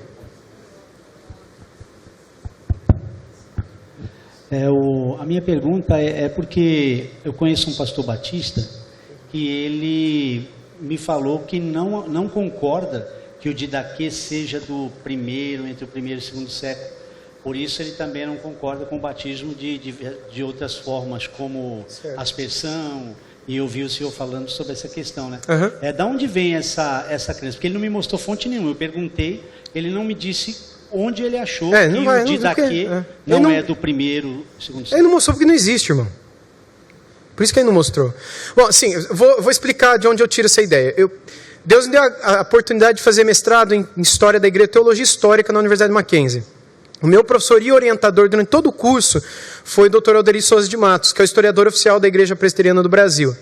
E foi ele quem me pediu, numa das disciplinas que eu fiz com ele, para fazer um trabalho sobre o batismo. Então você imagina, um pastor presbiteriano, meu professor, meu orientador do mestrado, pedindo para eu, batista, fazer um trabalho de batismo, sobre batismo. Ele tem que me aprovar para eu me formar. O que eu vou escrever para ele? Né? Eu vou contar a história do batismo infantil, vou falar que é certo, lógico que não.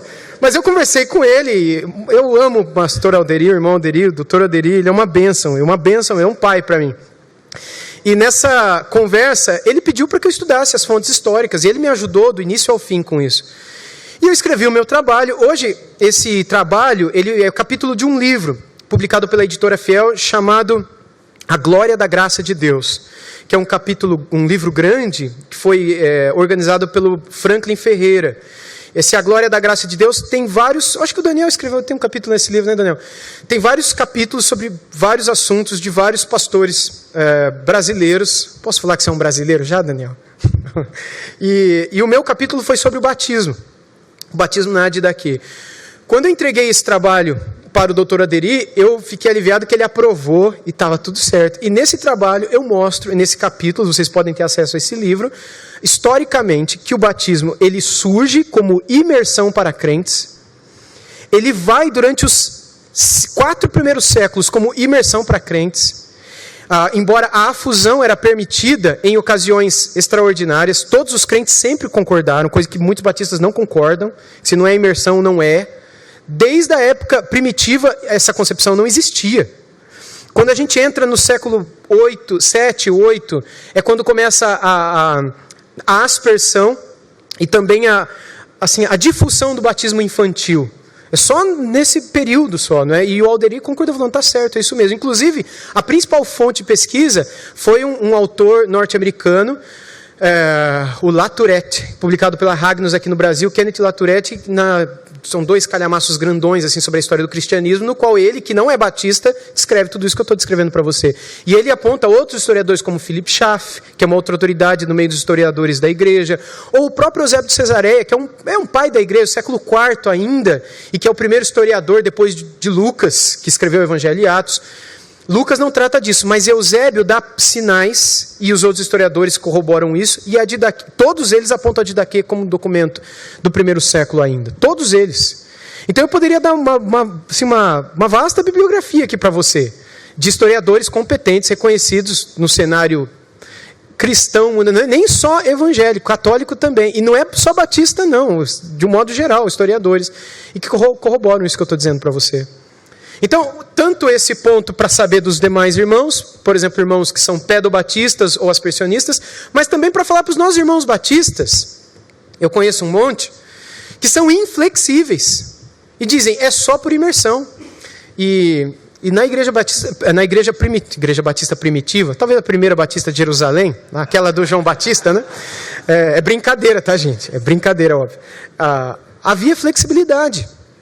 A prática natural era imersão. A própria palavra baptizo traz a ideia de algo que é submerso, mas eles também concebiam a ideia de purificação, que ela está por trás mais da aspersão ou da afusão. A afusão é jogar muita água na cabeça, né?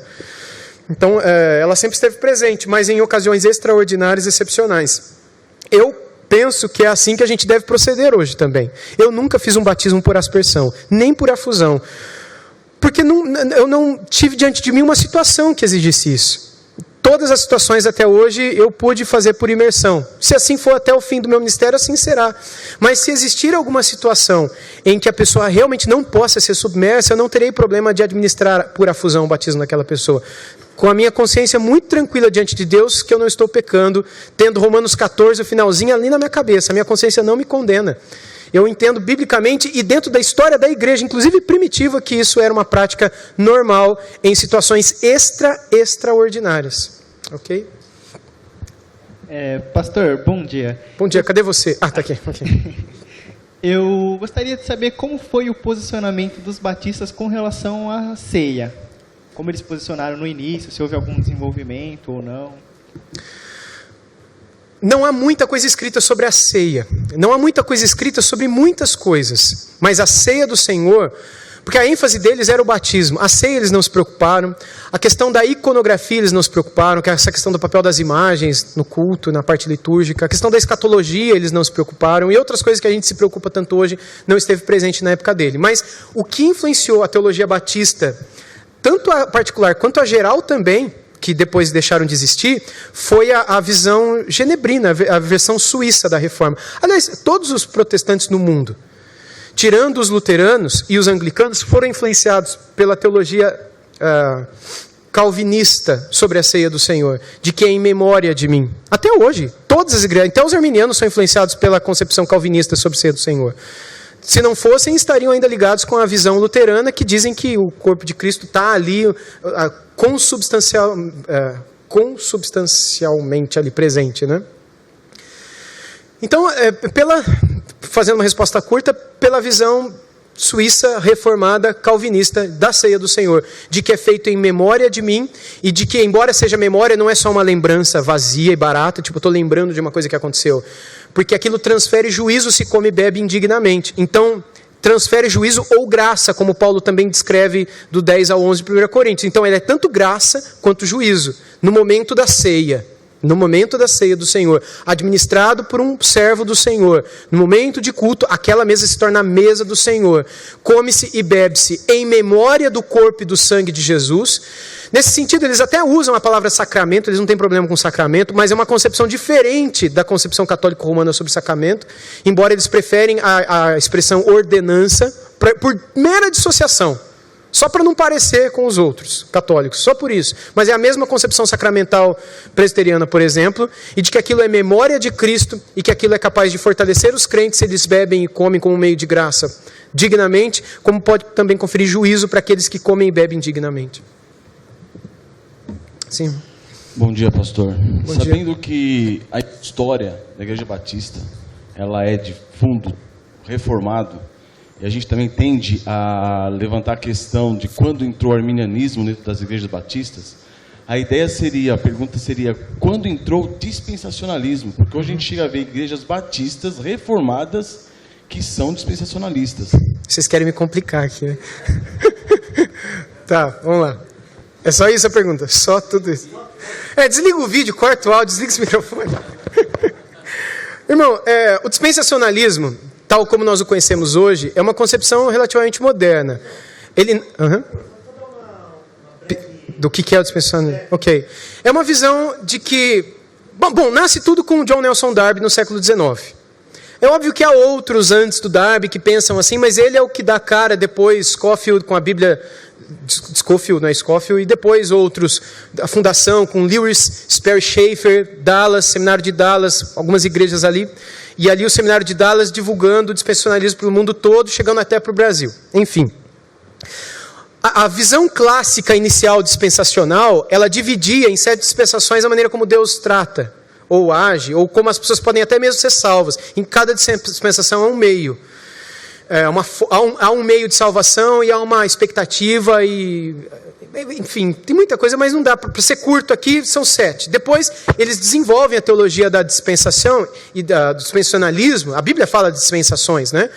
Tentando mudar um pouco dessa concepção. Hoje, muitos do próprio Seminário de Dallas pensam num dispensacionalismo progressivo, que é muito parecido com a visão escatológica arminiana, juntei as duas coisas aqui. A amilenista, que é a concepção de que nós já estamos no milênio, que em breve, ao soar da última trombeta, os mortos ressuscitarão primeiro, depois nós que estivermos vivos seremos arrebatados, e Cristo voltará, e tudo no mesmo ressoar da última trombeta. Não vai ter um intervalo de 7 anos, 3 anos e meio de paz, 3 anos e meio de guerra, Jesus volta, o anticristo está ali, depois mais 1000 anos aqui na terra. Todo esse cenário do deixados para trás, do livro e do filme, né? Eu acho que a maneira de...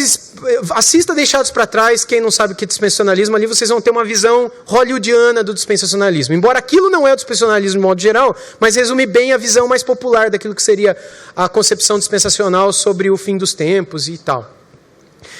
Mas o ponto pega também na administração da salvação. Porque dentro da concepção dispensacional, a salvação no Antigo Testamento se dava pela obediência à lei.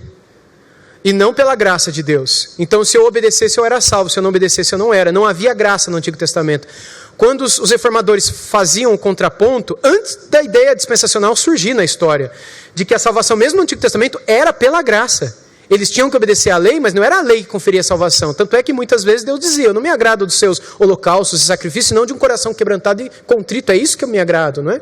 E ainda assim era pela fé no Messias que haveria de vir. Portanto, a graça de Deus sempre esteve presente. Então, nesse também período, quando John Nelson Darby espalha a sua teoria, Scofield coloca isso numa nota de rodapé de Bíblia. A primeira Bíblia com nota de rodapé de todos os tempos é justamente uma Bíblia dispensacional. E isso popularmente se espalha. Schaeffer funda um seminário nos Estados Unidos que se torna um dos seminários mais influenciadores dos evangélicos nos Estados Unidos da América, que é o seminário de Dallas. Hoje já não é tanto assim, mas é um dos maiores dos Estados Unidos ainda hoje. E desse seminário eles começam a espalhar para o mundo inteiro. Missionários e pessoas que levam a igreja, levam o evangelho, mas levam também o dispensacionalismo. Quando eles chegam em alguns países onde o liberalismo teológico já bagunçou tudo, e eles colocam isso, muitas igrejas acabam abraçando isso também. E é quando algumas igrejas batistas acabam, em sua fraqueza histórica e de identidade e doutrinal, eles acabam abraçando tudo aquilo que parece ser de Deus. Porque se eu não abraço o que é de Deus, eu abraço o liberal. Então, entre o liberal e Deus, entre o liberal e isso que estão me falando que tem um pouco de Deus, eu vou abraçar isso, né? Mas com uma completa ignorância, ou desconhecimento do que eram antes. Você está entendendo? Então é nesse mesmo período da bagunça liberal e da desconstrução que o liberalismo, e descaracterização e desconhecimento que o liberalismo deixou no meio das igrejas na virada do século XIX para o século XX. Não só no Brasil, mas no mundo inteiro. Sim, irmão. Pastor, já que o assunto expandiu um pouco, e também em razão da sua citação de Eusébio de Cesareia, uma coisa que eu sempre tive dúvida, aproveitando a sua pós-graduação em História, Eusébio cita Pedro como sendo o primeiro bispo de Roma. Sim. O que o senhor tem a dizer sobre isso? Eu tenho a dizer que eu concordo. Mas deixa eu explicar, né? Bom, o Eusébio, antes do Eusébio, alguns outros pais da igreja, eles descreveram uma espécie de bispos que se sucediam em algumas cidades. Irineu de Lyon fez isso, Eusébio de Cesareia fez isso, e outros fizeram isso. Eu gosto muito do Irineu, gosto muito do Eusébio, enfim, porque eu gosto muito de história. E eu não tenho nenhum problema com isso. Por exemplo, existe uma carta que o bispo Dionísio, que era pastor em Corinto, escreveu para Clemente, que era bispo de Roma, descrevendo como o apóstolo Paulo morreu e o Pedro morreu. Aliás, como o apóstolo Pedro morreu, vocês lembram?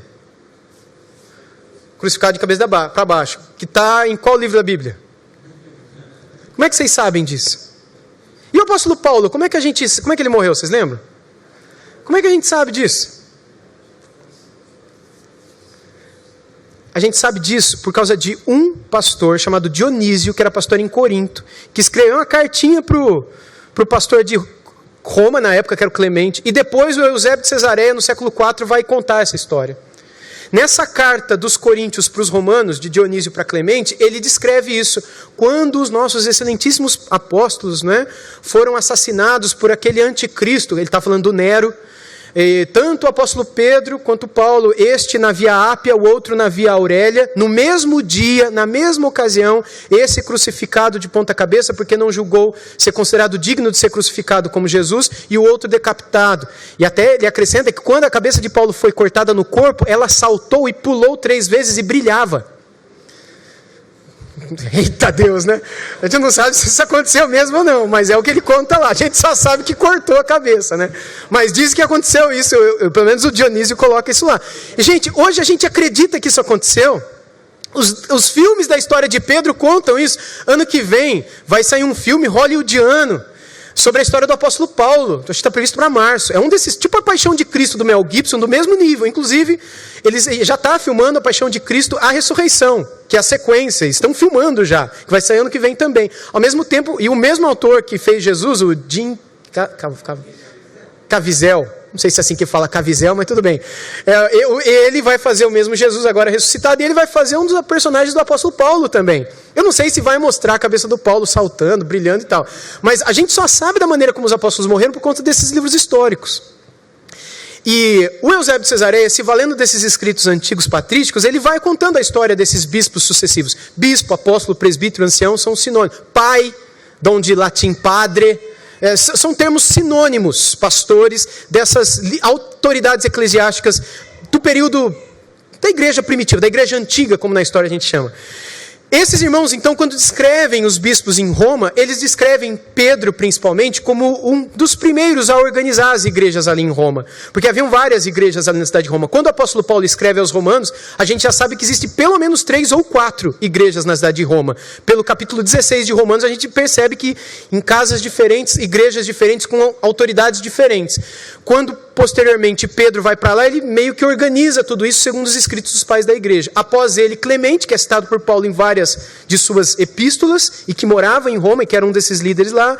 E depois eles vão citando Lino, que é um dos primeiros, depois outros. Então, sim, eu não tenho nenhum problema em historicamente dizer que Pedro foi um bispo ali em Roma. Ele foi uma espécie de pastor das igrejas ali em Roma, como uma espécie de pastor-mestre dos demais pastores e das igrejas que estavam ali na cidade de Roma. Mas quando Pedro exerceu isso, ele não exerceu essa função como uma espécie de autoridade sobre os bispos das demais igrejas também. Por exemplo, ele não tinha autoridade sobre o bispo de Corinto, sobre o bispo de Éfeso, ele não tinha autoridade sobre Timóteo. Ele não tinha autoridade sobre Tito, que era uma espécie de bispo, que era bispo em Creta nessa época. Ele não tinha autoridade. Portanto, o bispado romano, ou a figura do bispo de Roma como uma autoridade, como um primo inter pares, né? Um primeiro entre os iguais, como se concebe no catolicismo romano de hoje, não existia nessa época. Então Pedro foi um bispo de Roma? Foi. Mas ele foi um papa, digamos assim? Não, isso é uma paixão. É só porque como ele foi um bispo de Roma, e hoje os bispos de Roma são papas, então força-se historicamente lá atrás para dizer que desde o primeiro bispo de Roma, ele já era um papa. Mas a figura papal, ela não nasce senão no século VII só, 8, por imposição do próprio imperador romano, que queria que houvesse uma espécie de organização na bagunça que estava a igreja naquela época, para ter um líder também. O primeiro que ele procurou, que chamava Gregório, ele não aceitou, inclusive ele disse, quando um bispo considerar ser digno sobre bispo sobre demais, ele é o anticristo, ele não aceitou, e o sucessor dele aceitou.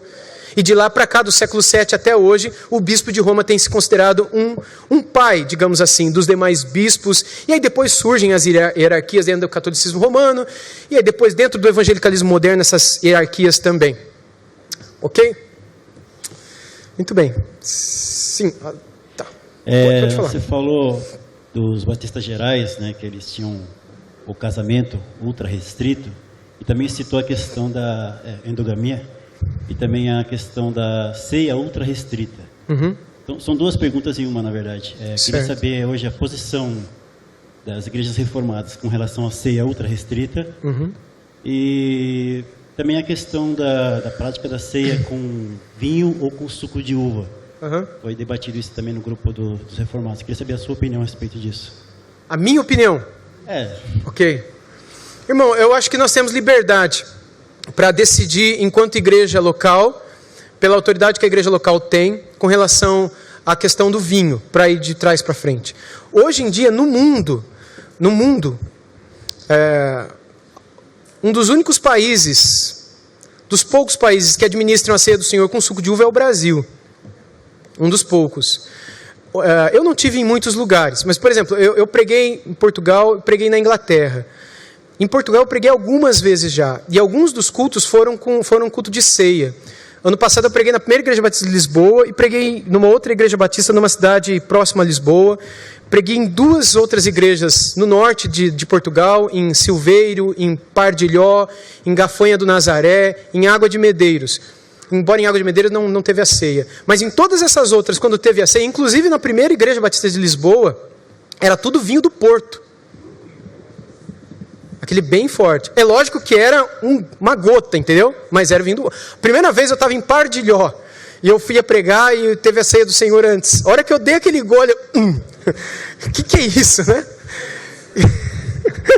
Bom, eu não vou aqui dizer se eu gostei ou não, mas porque eu só tomo suco de uva. Mas por que isso no nosso país? Por conta da cultura. Por conta da associação do alcoolismo, obviamente, com uma série de coisas. Por conta da história de vida de uma série de pessoas que vêm do alcoolismo. Eu acho que pela prudência, e eu não acho que é errado isso. Algumas igrejas têm optado por usar o fruto da videira, mas não o vinho como nós o conhecemos, mas o suco de uva. Eu acho que por uma questão de prudência e de responsabilidade, por algumas razões da nossa cultura. Então, eu não tenho nenhum problema. Na minha igreja, na igreja que eu sou pastor, é suco de uva, não é vinho. E nem do Porto, é suco de uva. Então você não vai lá, né? por uma questão cultural, por uma questão essa que eu estou dizendo para você. Com relação à ceia, então, com relação ao vinho, é isso. Eu acho que cada igreja tem liberdade. Em Portugal, por exemplo, um dos pastores das igrejas que eu fui, um pastor português mesmo, ele disse: pastor, um dia um brasileiro veio falar para a gente que a gente tinha que usar suco de uva, porque é um absurdo. Ele falou: pastor, se você colocar suco de uva aqui para as igrejas em Portugal, as igrejas fecham. Não é nem por causa do vício, mas é por conta de uma série de outras razões culturais. Deu B aqui. Razões culturais. E outras razões, não é? Que é absolutamente inconcebível a concepção de um suco de uva na ceia do Senhor. É vinho e pão. Então, assim, em outros lugares do mundo também, eu diria na maioria, eu converso com muitos pastores de muitos lugares, a maioria é vinho. Mas tudo bem. Sobre a ceia do Senhor, você perguntou a minha opção pessoal. Quando Jesus deu a ceia, ele disse: tomai e comei dele todos. Em 1 Coríntios 11, o apóstolo Paulo vai dizer o seguinte: examinai o homem a si mesmo e coma do pão e beba do cálice. Portanto, eu entendo que eu não tenho autoridade para proibir ninguém de tomar ceia do Senhor, para dizer quem vai tomar, quem vai tomar. Eu devo dizer que só toma quem discerniu, quem é crente, quem é isso, que vocês já sabem, vocês sabem. Que eu devo exortar quem é que deve tomar, mas na hora de tomar, eu só posso proibir uma pessoa de tomar a ceia. Sou eu mesmo. A única pessoa que eu posso dizer: você não vai tomar ceia, sou eu. Por conta do que Paulo escreveu em 1 Coríntios 11, por conta do que Jesus falou também nos evangelhos, né? Inclusive o Judas Iscariotes tomou a ceia e Jesus não proibiu ele. Então, você perguntou a minha opinião, eu dei a minha opinião. Mas hoje em dia, os cristãos de modo geral e os batistas principalmente se dividem em diversas maneiras. Pra vocês terem uma noção, eu preguei numa igreja em Portugal também, de ceia ultra restrita. Eu não vou dizer qual, porque isso pode chegar lá. Mas na ceia, estava eu e mais 2 irmãos comigo. Os 2 irmãos que estavam comigo receberam um crachá. Irmãos, sem brincadeira. Eles, um negócio assim, um crachá desse tamanho, autorizado. Eu, na hora que... E a ceia foi antes de eu pregar. Eu iria pregar na igreja. Eu estava sentado bem desse lado assim, e o pastor disse para os irmãos que eu estava autorizado a tomar a ceia do Senhor naquela manhã. O pastor que estava comigo falou que ele pregou naquela igreja um dia, ele estava com o crachá de autorizado. Ele falou que ele não tomou a ceia quando ele pregou. Ele falou que, sei lá, que eles se sentiram meio constrangidos, eu era brasileiro, talvez eu perderia a fé, sei lá, se ele não tomasse a ceia. Eles foram bonzinhos comigo, mas eles não autorizam, nem pastores que vão pregar tomar a ceia ali. De onde vem isso? Se a nossa única regra de fé e prática é a bíblica, eu não faço a menor ideia. Mas isso é muito comum, infelizmente, em algumas igrejas batistas que se julgam bíblicas, mas que vão além da Bíblia no que diz respeito à ceia do Senhor. Traz o microfone aqui depois também para a irmã, por favor. Isso. Aí tem lá atrás também. Pode Considerando... Vai lá, pode falar. Por favor. Obrigada. Considerando a importância da confissão de fé antes do batismo... Sim. O que era fundamental, que é fundamental que conste nessa declaração de fé?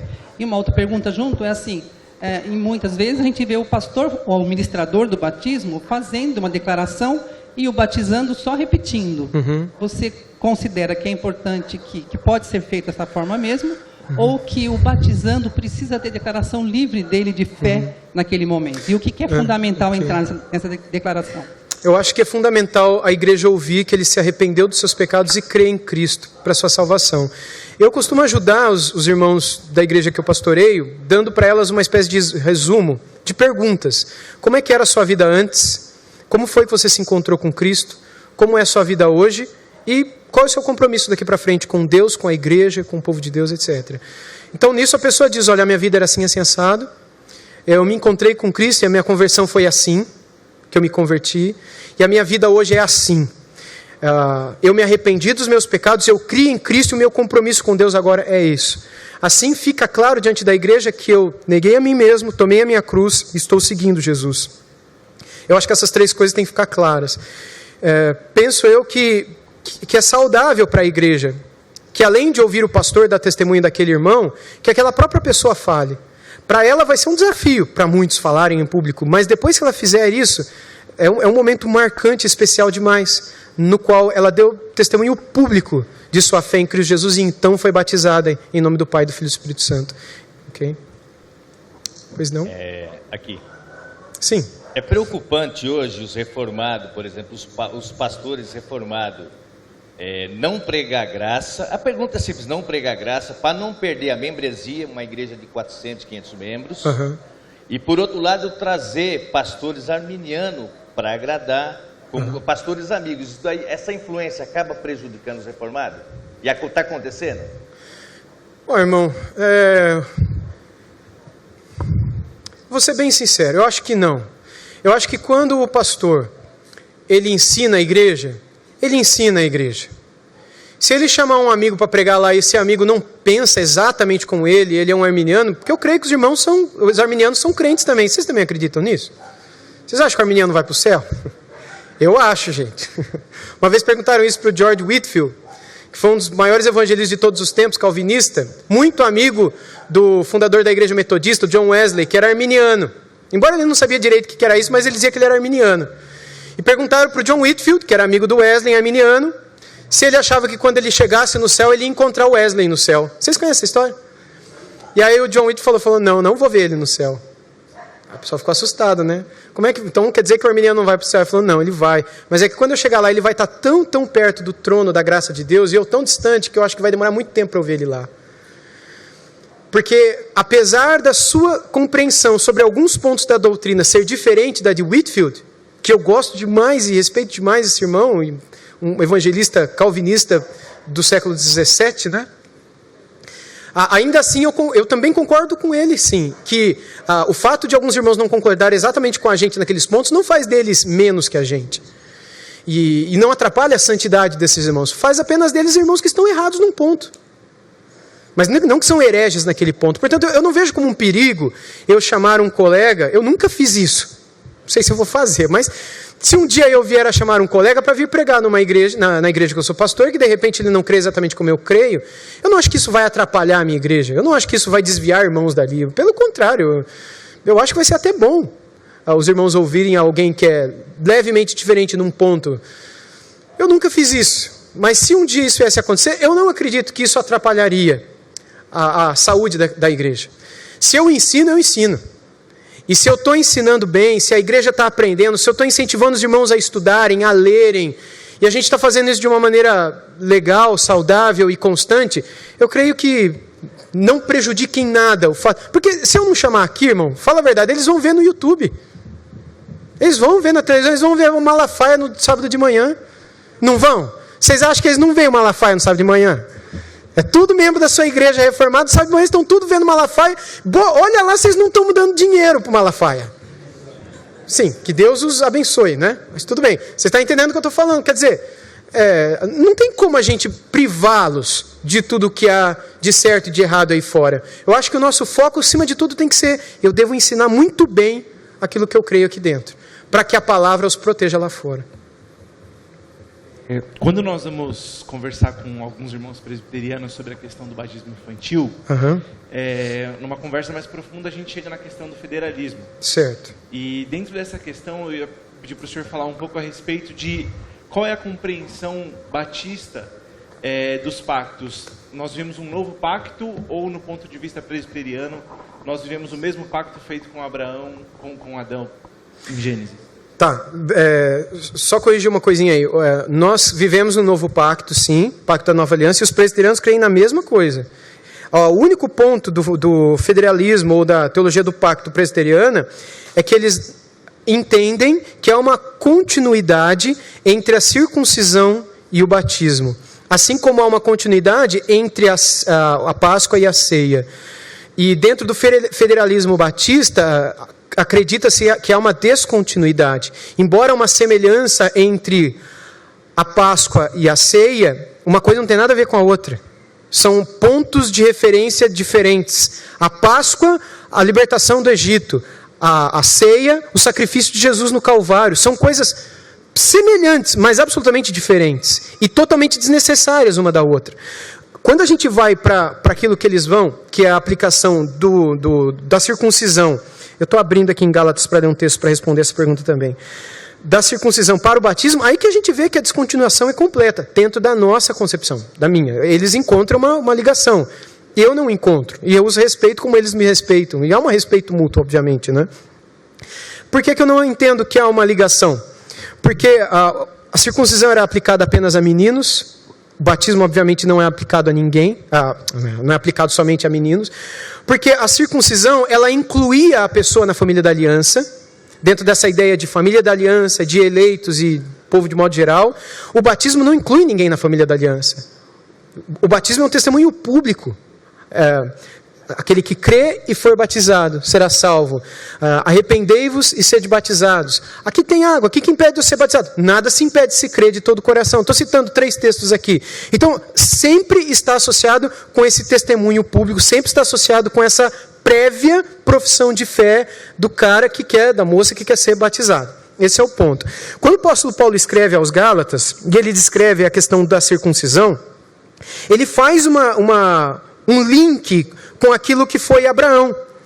Antes da lei, antes de Moisés, antes de tudo, mas que já havia circuncisão. E ele vai falar que Abraão ele não foi salvo pela circuncisão, como a pessoa que é batizada, ela não é salva pelo batismo. Embora os presbiterianos não creem nisso, mas, enfim, porque há outros que acreditam, então estou citando isso aqui também.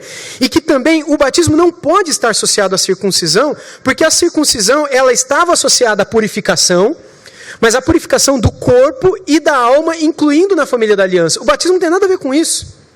Nada a ver, o batismo é outra coisa, a gente sabe o que é o batismo. Mas no esforço, eu estou simplificando aqui, no esforço de linkar a ceia com a Páscoa, esforça-se em linkar o batismo com a circuncisão, na ideia de que nós temos sempre cabeças federais, nós temos sempre representantes oficiais, debaixo de cada pacto, digamos assim. Tanto o novo pacto, o Novo Testamento e o Antigo Pacto, o Antigo Testamento, estão debaixo de cabeças não só humanas, mas também legais. E essas cabeças precisam ser representadas. Está dando para entender? Está dando para acompanhar? E dentro dessa linha de raciocínio, é necessário que o batismo esteja ligado com alguma coisa anterior. O ponto é que não está. E quando Paulo faz associação com a circuncisão no período do Novo Testamento, lá em Gálatas, ele vai dizer que nós somos circuncidados, que nós somos descendência de Abraão, todos, discordando inclusive dos dispensacionalistas que acreditam que não, que a gente não tem nada a ver com Abraão. Mas Paulo fala aos Gálatas que nós estamos ligados pela fé às bênçãos, algumas, não todas, é óbvio. A gente não está ligado à promessa da terra. Eu não posso dizer que como descendente de Abraão tem direito a um pedacinho lá de Israel. Há certas promessas que são só para os israelitas, os descendentes de Abraão na carne. Mas há outros aspectos espirituais que nós somos herdeiros. Como, por exemplo, a promessa de um Messias. E as bênçãos advindas de um compromisso messiânico. Nesse sentido, ele vai dizer que nós somos circuncidados. Não na carne, mas no coração. Então, eu entendo que a purificação não é da carne, não é algo físico, é do coração. E no momento da conversão, eu sou incluído na família da aliança. Eu não sou incluído na família da aliança antes da minha salvação. No período da nova aliança, a gente não encontra isso no Novo Testamento. Pelo contrário, a gente encontra que até pessoas que não são batizadas podem estar no meio da família da aliança. Hebreus capítulo 6 é um exemplo disso, daqueles que aparentemente perderam a salvação, que alguns falam, né, por mal entenderem o texto, mas são aqueles que estão no meio da família da aliança, no meio do povo de Deus, mas não são do povo de Deus. Mas eles estão dentro daquilo que parece ser a família da aliança no Antigo Testamento, ou seja, aqueles que eram tementes a Deus e eram judeus, e aqueles que eram judeus, circuncidados, mas que não eram tementes a Deus, mas que estavam no meio, e que foram para o inferno, mas foram circuncidados. A família da aliança é essa ideia mais ampla de gente que está no meio do povo de Deus, mas que não é de Deus, que participa de tudo, mas que não é herdeiro daquelas coisas eternas que estão ali. No período da igreja não existe mais isso daqui, não tem como existir. E o batismo, ele é completamente outra. Além de ser administrado a todos, ele é administrado a todo que crê. Então é nesse sentido que é uma descontinuidade com aquilo que dentro do federalismo presbiteriano, digamos assim, ou de outras tradições, não são só os presbiterianos como denominação que assim o pensam, nós divergimos, entendendo que a concepção do batismo não tem nada a ver com a circuncisão, senão como um símbolo da nova aliança, e que é específico dentro do seu propósito, daquilo que ele quer apontar, daquilo que ele quer representar. Isso daqui dá uma conferência, esse ponto sobre federalismo, e aí eu estou tentando aqui resumir tudo para tentar explicar, espero que tenha conseguido. Só mais uma, portanto. Quem vai ser? Puxa vida, eu vejo 4 mãos, glória a Deus, levantadas, mas o pastor Walter... Eu estou com o microfone. Eu também. Pastor, eu gostaria de perguntar assim, se o senhor pudesse fazer uma visão desse movimento reformado no Brasil e no mundo. E se há uma tendência disso virar moda. assim, muita gente está aderindo sem entender o que é o movimento reformado. Então eu vou responder bate-bola assim, tá, Walter? Aí a gente responde um pouco mais, mas tudo rapidinho. Sim, virou moda. Qual que foi a primeira parte mesmo? Visão geral. Bom, isso tem acontecido há menos de 20 anos, esse retorno às Escrituras, no mundo inteiro. Igrejas reformadas ressurgindo, voltando às Escrituras. Para mim, isso é obra do Espírito Santo de Deus. Há 20 anos atrás, se alguém perguntasse se isso acontecesse, ninguém acreditaria. Eu tenho medo de dizer que é um avivamento, mas é um despertamento já. E é obra de Deus. E sim, já virou uma modinha para muita gente, que está voltando só para a doutrina, mas que não está voltando para o fervor, para o coração e principalmente para o caráter missional do que sempre foram os reformadores. Eles estão voltando só para a doutrina, enchendo a cabeça, mas não estão fazendo nada. Então estão se distanciando. Próximo, vai ser bate-bola, hein? Professor, com todo respeito, o professor abordou algumas questões. Eu me sinto agora no privilégio de me defender, digamos assim. Uhum. Primeiro, uma pergunta. Pois não. Latourette, ele se refere a vários grupos ingleses independentes. Uhum. O professor leu para fazer o trabalho, acho, né, e sabe disso. Alguns remanescentes ainda de Wycliffe. Wycliffe, ele é mostrado como predestinacionista, mas não como calvinista, porque não podia, tá? 2 séculos antes.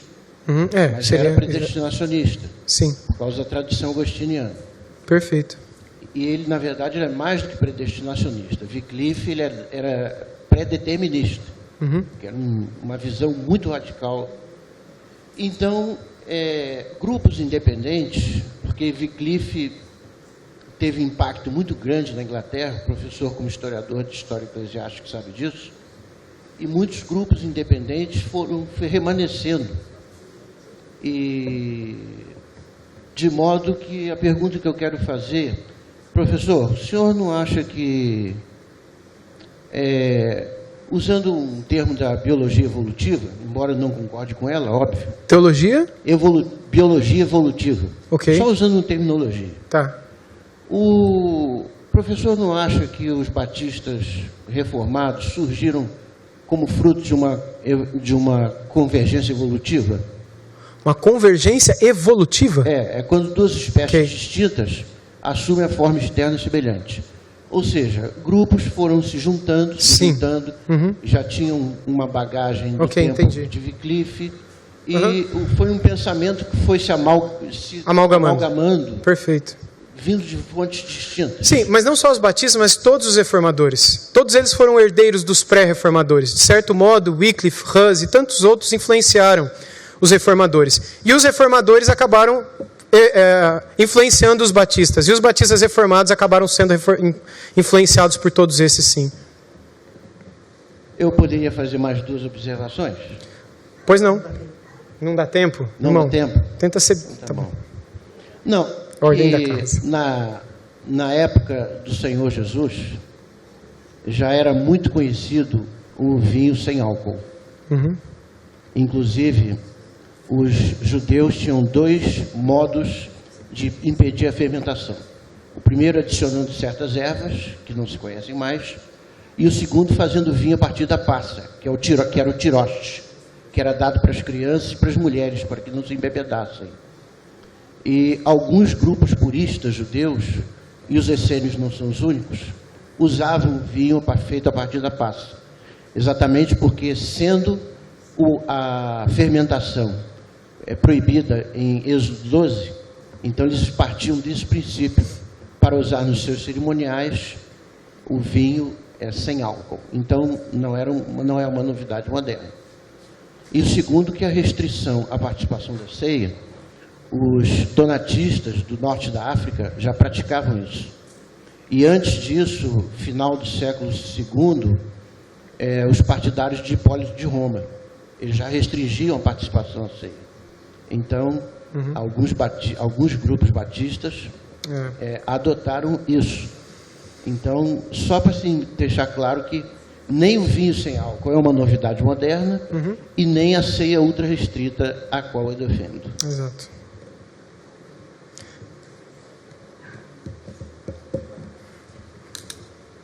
infelizmente nós chegamos ao meio-dia, nós começamos na hora e estamos encerrando na hora, e também o pastor Wilson não é de ferro, e nós queremos ter um tempo também lá nos livros. Vou pedir para o pastor Daniel. O pastor Daniel veio de longe, ele veio de Conselheiro Lafayette, com a sua esposa, irmã Eni, né? Isso. Irmã Eni, está ali. E vieram outros irmãos lá também, de Minas Gerais lá.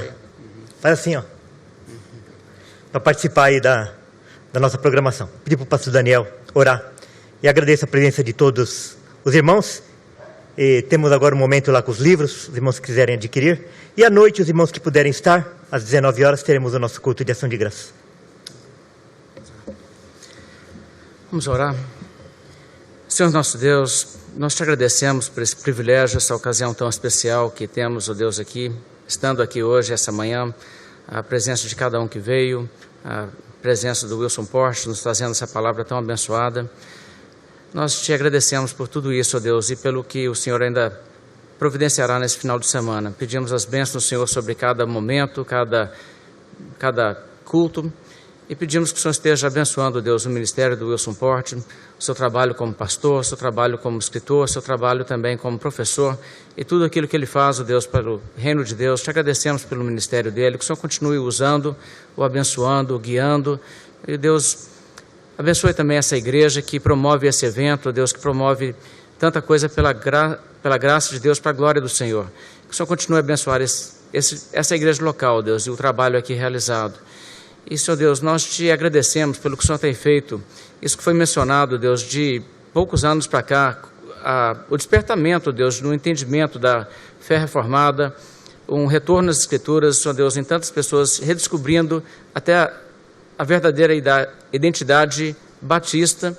E pedimos que o Senhor continue essa obra, ó Deus, que o Senhor faça com que isso progrida, com que isso seja realmente um avivamento, ó Deus, que seja uma realidade que venha não somente a transformar vidas, igrejas, mas que se torne também, ó Deus, um grande ímpeto missionário, ó Deus, para alcançar novas pessoas para Cristo, que as igrejas sejam reformadas e que a obra do Senhor seja plena, ó Deus.